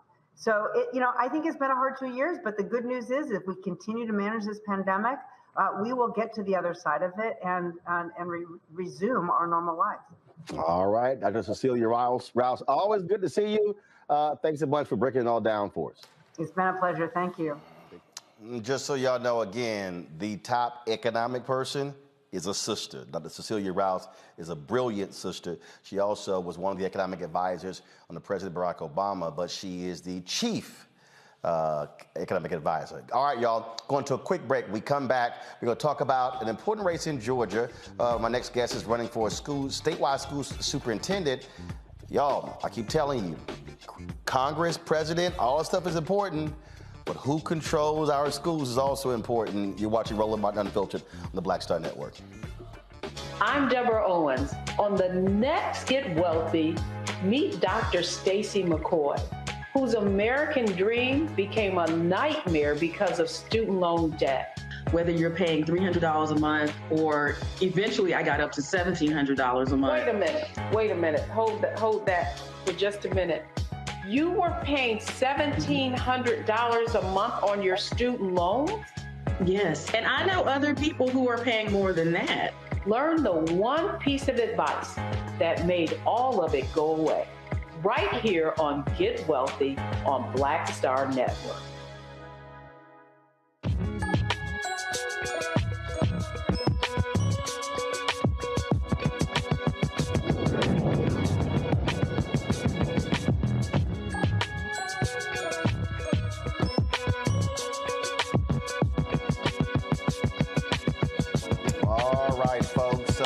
Every election matters, every single one. About the state school superintendent, not necessarily for a lot of people a sexy race, but when it comes to who controls what's happening in our schools, it does matter. We often talk about Tennessee and Texas and others trying to change textbooks. Education is one of the top targets. We saw that last year in Virginia when they began to target school boards over critical race theory. We can go on and on and on. In Georgia, 5 candidates, they're running to unseat the incumbent, Richard Woods, for state superintendent. Alicia Thomas-Searcy is one of them. She joins me now from Atlanta. Alicia, glad to have you here. You have been very much involved in education, working in the charter school space and others. Just walk people through who have no idea what a state school superintendent does. Thank you for having me on, Roland. And thank you for saying, first and foremost, how important this race is. The state school superintendent is responsible for managing the State Department of Education and laying out all of the rules from the State Board of Education. And so, as you also may remember, I'm a former state legislator. I served in the Georgia House of Representatives for 12 years. And when I passed laws that were related to education, the Department of Education and the State Board had to promulgate rules that then were pushed out to the schools to have to implement. So the state superintendent is one of the most critical roles in education because they are leading the state schools. They're helping to set policy. And even more important than that, when the policies and laws are passed, they're responsible for setting those rules and giving guidance to those school districts. And so obviously Georgia, red, somewhat purple state. This is going to be a huge election. Obviously, Senator Raphael Warnock trying to get reelected. You've got Republicans who are trying to rally behind Herschel Walker. You've got Stacey Abrams going to be running against whoever wins, likely Brian Kemp. There's going to be a lot of interest, and also those two could have significant coattails that could help you or one of the other candidates. Now, first off, there are 5 folks who are running. Is there a primary, or is there an open run? Yes, there's a primary on May 24th for both parties. And of course, whoever wins the primary faces the other party in the general in November. So, are there any other African Americans who are running for state school superintendent? Yes, I am the only Black woman, however. Okay. All right, then.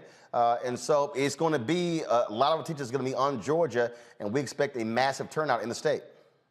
Yes, and you're right. When you talk about my Spelman sister, Stacey Abrams, my Morehouse brother, Raphael Warnock, they're going to lead the ticket, and I frankly think lead the state.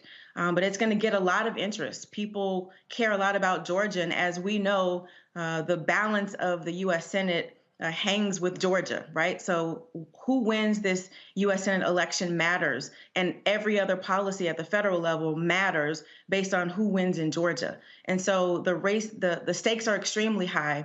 And Roland, I would argue that when it comes to education in the state of Georgia and frankly around the country, education ought to be right up there. Families around this country and obviously in Georgia are talking about what they want in our education system. And we still have fights here. Today, we had the legislature pass 3 bills. You talked about Virginia. There's a playbook happening in this country, and Republicans are playing it. And so they're trying to ban certain types of books, ban the type of conversations you can have about race in classrooms.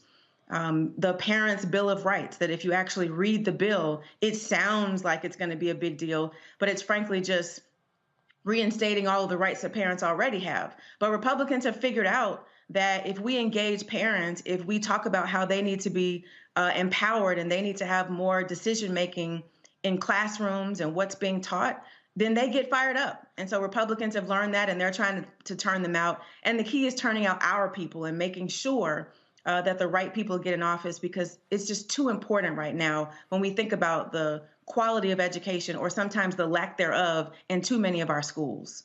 Questions from my panelists. Let's see. I'll start with Matt. Well, good evening, and thank you for coming on and elucidating us as to what's going on in your campaign.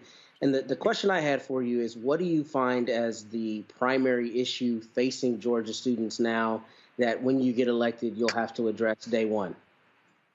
So I'm going to answer that in 2 ways. First and foremost, I think the biggest problem is how we politicized education. When we are dividing ourselves, who supports charters and who doesn't.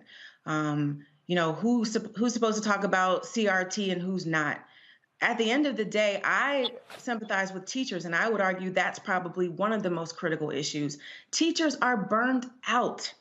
They are tired. They need mental health support. We've asked teachers to do way too much in the last couple of years without any real resources. I think about the fact that teachers have had to teach virtually first without any real training. How it is that in 2022, we don't provide the teachers the support that they need to learn how to teach in an age of technology is beyond me. And so I actually had a town hall meeting last night with teachers across the state, and it was heart-wrenching to hear their frustration, their sadness, how disconnected they feel. They don't feel like we respect the profession anymore. And so if we don't get it right for teachers, if we don't pay attention to what they need, how are we expecting education to work in our state? Let's see here. Kelly. Sure. So in that same vein, what does the ideal educational system look like for you? And how do you plan on getting the state of Georgia to reflect that plan as closely as possible? That's always, the complex question that requires a complex answer. And let me say, as a former superintendent, so I served in the legislature 12 years, served as a superintendent for 3 years, and I can tell you what worked in the schools that I led. First and foremost, starting with having excellent school leaders. All of the adults that are standing in front of our children have to have high expectations for them. I don't care if you're in a charter school, a traditional, magnet, whatever it is, you have to have adults who have high expectations for kids. Time out for, well, they're poor, they have social issues, we can't teach them. No, we've got to make sure that those high expectations exist for all children. Secondly, we do have to acknowledge that kids are coming into our schools with some real challenges. And as much as we like to just let them come in and shut the doors and say, forget what's happening out there, that's not the reality that we face. And so one of the things that I like in Fulton County here in Georgia, there's a school that has what's called a safe center, where students who are having a bad day, as an example, can come in and get some mental health support. They have tutors in the room who also make sure that they get their work done. They have a clothing closet for their parents, so if they have a job interview and need something to wear, they have that. And then they do a food pantry on the weekend to make sure that those families have the support that they need. And so it's wraparound services. It's excellent school leaders. It's well-prepared, well-resourced, respected teachers, again, who are standing in front of our students. And it's a curriculum that is culturally relevant. It's unbelievable to me that we are talking about what we're teaching and what we're not teaching in terms of history in this country, when we ought to be talking about making sure that the curriculum that they get is culturally relevant.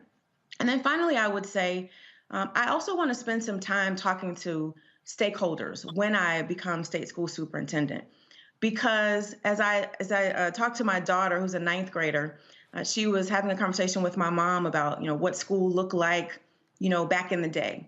And as my mom described to her essentially the same educational environment that she is in 2022, I thought about the fact that if you were to Google what a school looked like in the 1700s, it looks exactly like it does today in 2022.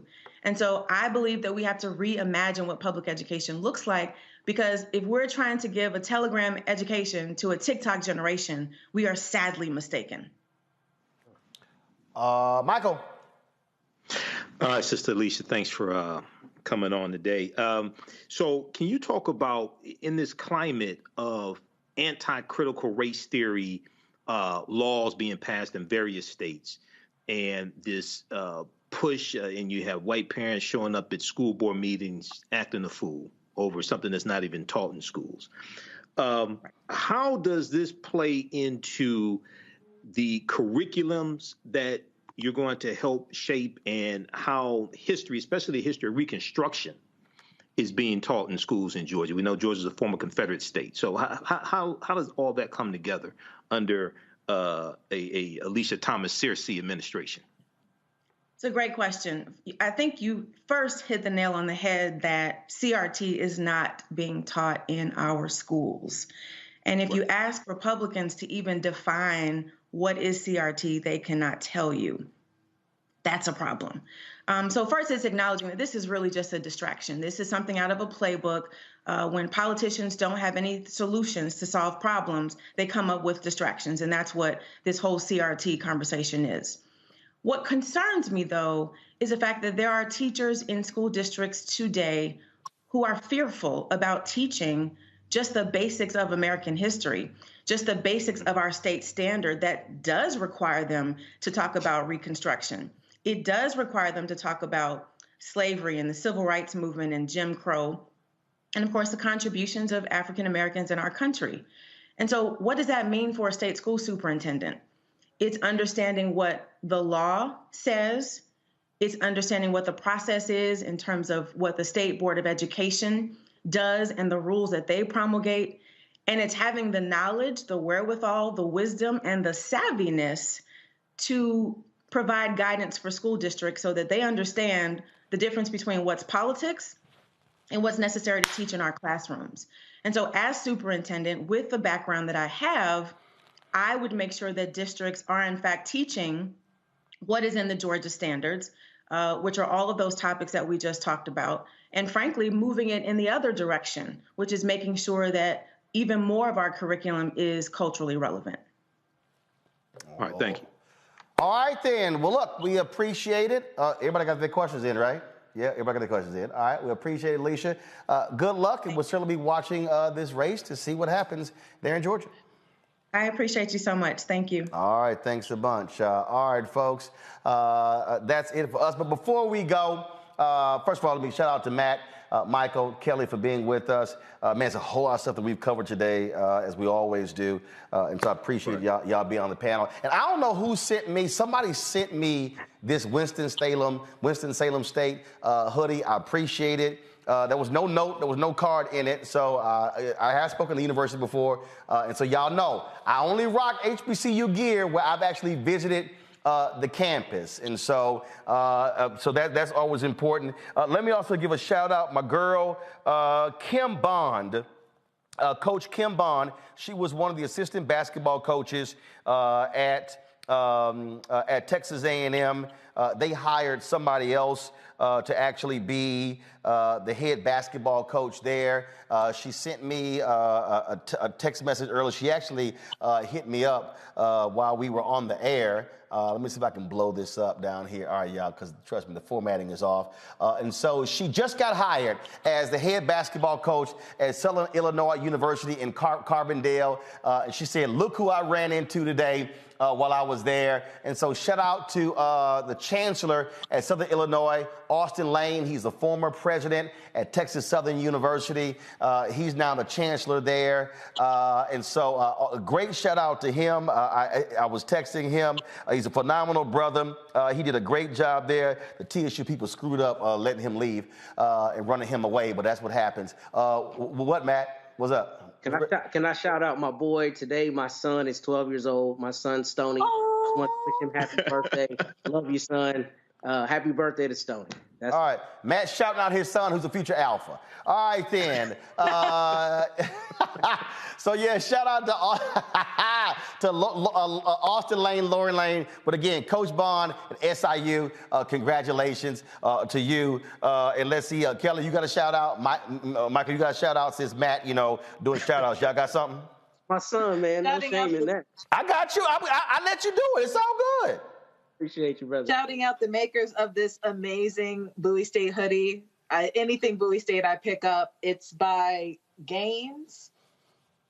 Yes, Gaines. Lord, you might want to know who the hell it's from before you read it. No, I had it and then I forgot it, but it's on the shoulder. But I will post it in my Twitter so that everybody can go and get one. Right. They already sold out. So when the next thing drops, y'all need to get yours. All right, Michael, go ahead with your shout out. Come on, you got something. I want to shout out you, Roland Martin, and the Bring the Funk fan club for funding Black-owned media and the stories that you've covered this week, especially with Black News Channel going bankrupt and being off the air. You're covering stories that mainstream media is not covering. So I want to give a shout out to you and the Bring the Funk fan club that is financing this as well. Yes, indeed. So absolutely. So we appreciate that. And so before I tell y'all what happened last night, so I don't know about y'all, Matt, Michael, and Kelly. Matter of fact, let me ask y'all this question. Have y'all ever experienced being at a workplace and put something in the refrigerator and somebody else eat or drink your stuff? Y'all ever experienced that? Matt, you ever experienced that? I might have done it if I'm honest. Man, let me tell you something, dog. I came to work today. I had some leftover food yesterday from Cheesecake Factory. I had a business meeting. And so I was like, man, I said, I ain't going to eat at the house. I'm going to come in here. Oh, yeah, Ariel. Oh, yeah. Ariel, let me explain something to you, Ariel. Everything might come on the air. Ask Henry. Oh. We were at TV One, and Henry made a comment, like in the back of the studio, that I didn't know you couldn't put aluminum foil in the microwave. Now, he said he was joking. I heard it on the set, and yes, I came back live and talked about it. He had his family members calling, Petey, how you didn't know you couldn't put no aluminum foil in the microwave? So I came in here. I said, yo, I'm going to heat up my food. I said, I got a cold bottle of Snapple in the refrigerator. How I want the disappointment. I'm talking no. I'm talking about. Look, I felt like Della Reese in Harlem Nights when she was like, she said, "What's the goddamn orange juice in the hash? You see, there was orange juice in the hash in here. Got my mouth all set with some orange juice in the hash." I'm sitting there like, yo, I'm about to heat my food up. Get me my cold bottle of Snapple. Why I walk to the refrigerator? We got 2 refrigerators, y'all. 2 refrigerators. Matter of fact, since we live right now, let me show y'all this here. I'm about to go ahead and show. Y'all got the camera? Follow me here. Man, follow me here. I hope it goes over here. Man, I come in here. Y'all tell me if the picture goes out. Man, I come in here. 2 refrigerators, y'all. I go to the refrigerator, to the top. See the refrigerators? I go to the top. No Snapple. Now I'm sitting there like, where in the hell is my Snapple? I come back, Ariel, who just started working here, she knew.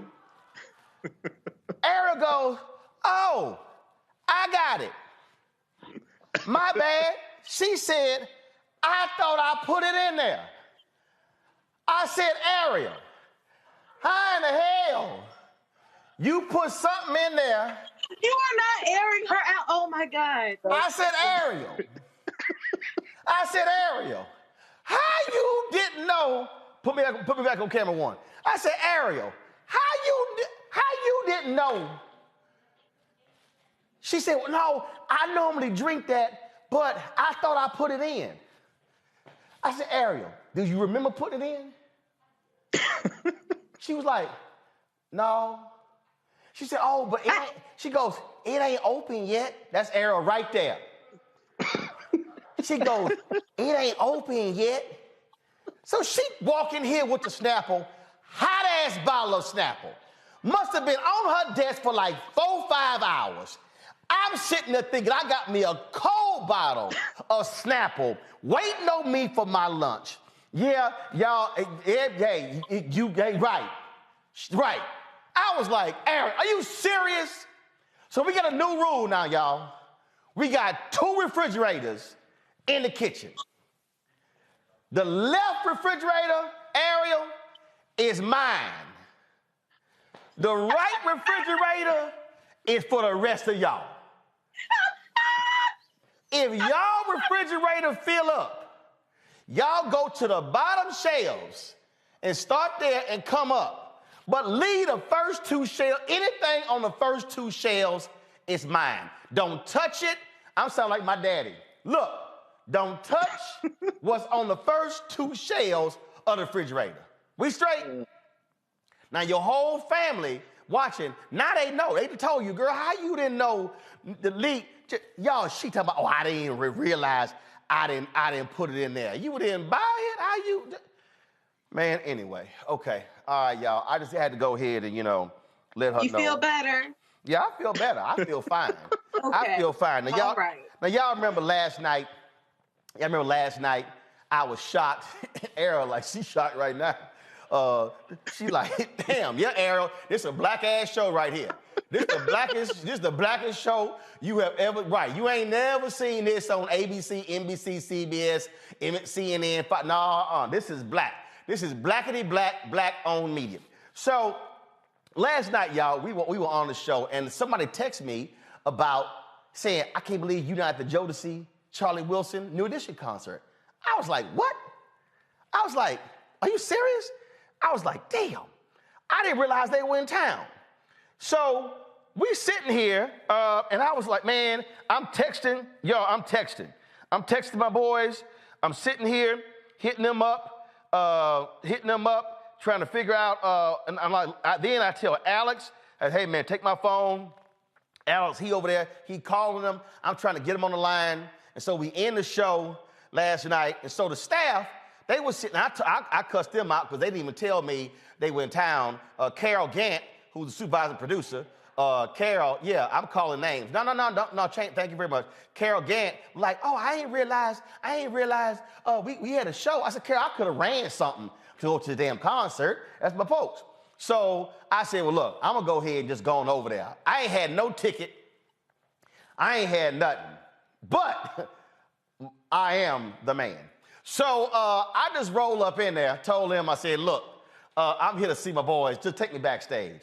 And yes, so to all of the security people at Capitol, what's that called? Capital One Arena?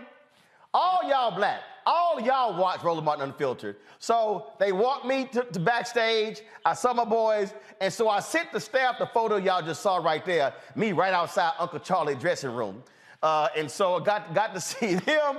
I got to see my boys, New Edition. We got a chance to talk. Johnny Wilson, Johnny Gill. I hollered at Serena Williams, their sister, Isha Pierce last night with the Price. We had a great conversation as well. And so it was good to see everybody. It was all good. And so since Carol didn't tell nobody nothing, I'm going to go ahead and do this, y'all. I'm going to go ahead and just, and look, they couldn't go. They couldn't go with me. Because, see, y'all need to understand something. When you ain't got no ticket, you don't bring 2-3 folks with you. I see, I know some of y'all are real black. Y'all got entourages. I know Kelly, Kelly, you probably be rolling with like you and Kelly be like, hey, Roland, I want to swing by. How many with you, Kelly? Me +5? Hell no. Absolutely It can't be not. 6 of y'all. Black women known for that. Y'all be talking about me +5. No. Absolutely not. No, So I just told him, I said, look, can't nobody roll, but I got to guarantee one going to get in, that's me. So I got in. So Carol, since you love New Edition, Carol says she grew up in a Pentecostal house, and her mom and dad didn't let her listen to nothing but New Edition. It was New Edition, James Cleveland, and Shirley Caesar. And that's all she could listen to. And so I did this here. I shot a little video last night for Carol and the crew. Hey, my bad. Y'all couldn't roll with me, but I did bring a little new Edition for y'all. So y'all go ahead and experience just a little bit, y'all. Can You Stand the Rain? Go ahead.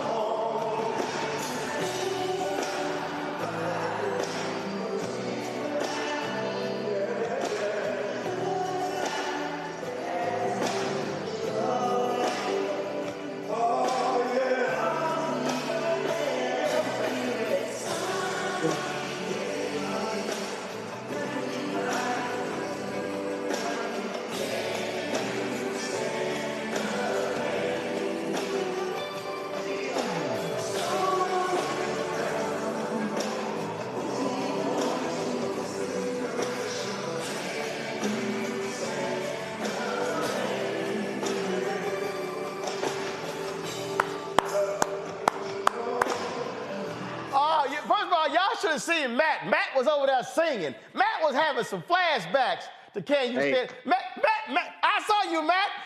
Man, I see everything, Matt. Y'all, Matt was having some college flashback. Matt was like, oh, Matt was even, he was about to do this, y'all. Matt was about to do this. Matt almost did this here, y'all. He almost went. I saw you, Matt. I saw you. I saw you. Yes, sir. Oh, man. All right, y'all. I'm not going to play the whole video. I just want to go ahead and give y'all a little taste. If they come to town, they're going to be in North Carolina soon. So, y'all, man, go check out my man, Uncle Charlie Wilson, New Edition, Jodeci. Maxwell here tomorrow night. I'll be there. This time I got tickets. So, Max, I appreciate that. Good job. So, I call ahead, Max. So, Maxwell, Anthony Hamilton, we got that. That's it for us, y'all. I appreciate everybody being with us. Great week. Thanks for checking everything out. All the folks who give to the show, man, y'all are doing a phenomenal job. I got to go home, open all them letters, the cash, them checks, and the money orders. But a lot of y'all been giving online as well. I'm going to do a shout out on Monday to all the people who have given in the last 24 hours. Right now, we always close the show out with our Bring the Funk fan club. I appreciate it. And right after the show, we're going to have our 5th part of our Ghana docuseries. Be sure to check it out. And then next week, we'll be debuting our Liberia coverage. So again, a lot of things happening here at Black Star Network. Y'all got to download the app. Apple phone, Android phone, Apple TV, Android TV, Roku, Amazon Fire Stick, Xbox One, Samsung Smart TV. That's it. All right, folks, we about to bounce. Y'all have a great weekend. Have a great April Fool's Day. I'm going to see y'all Monday. Hang in there.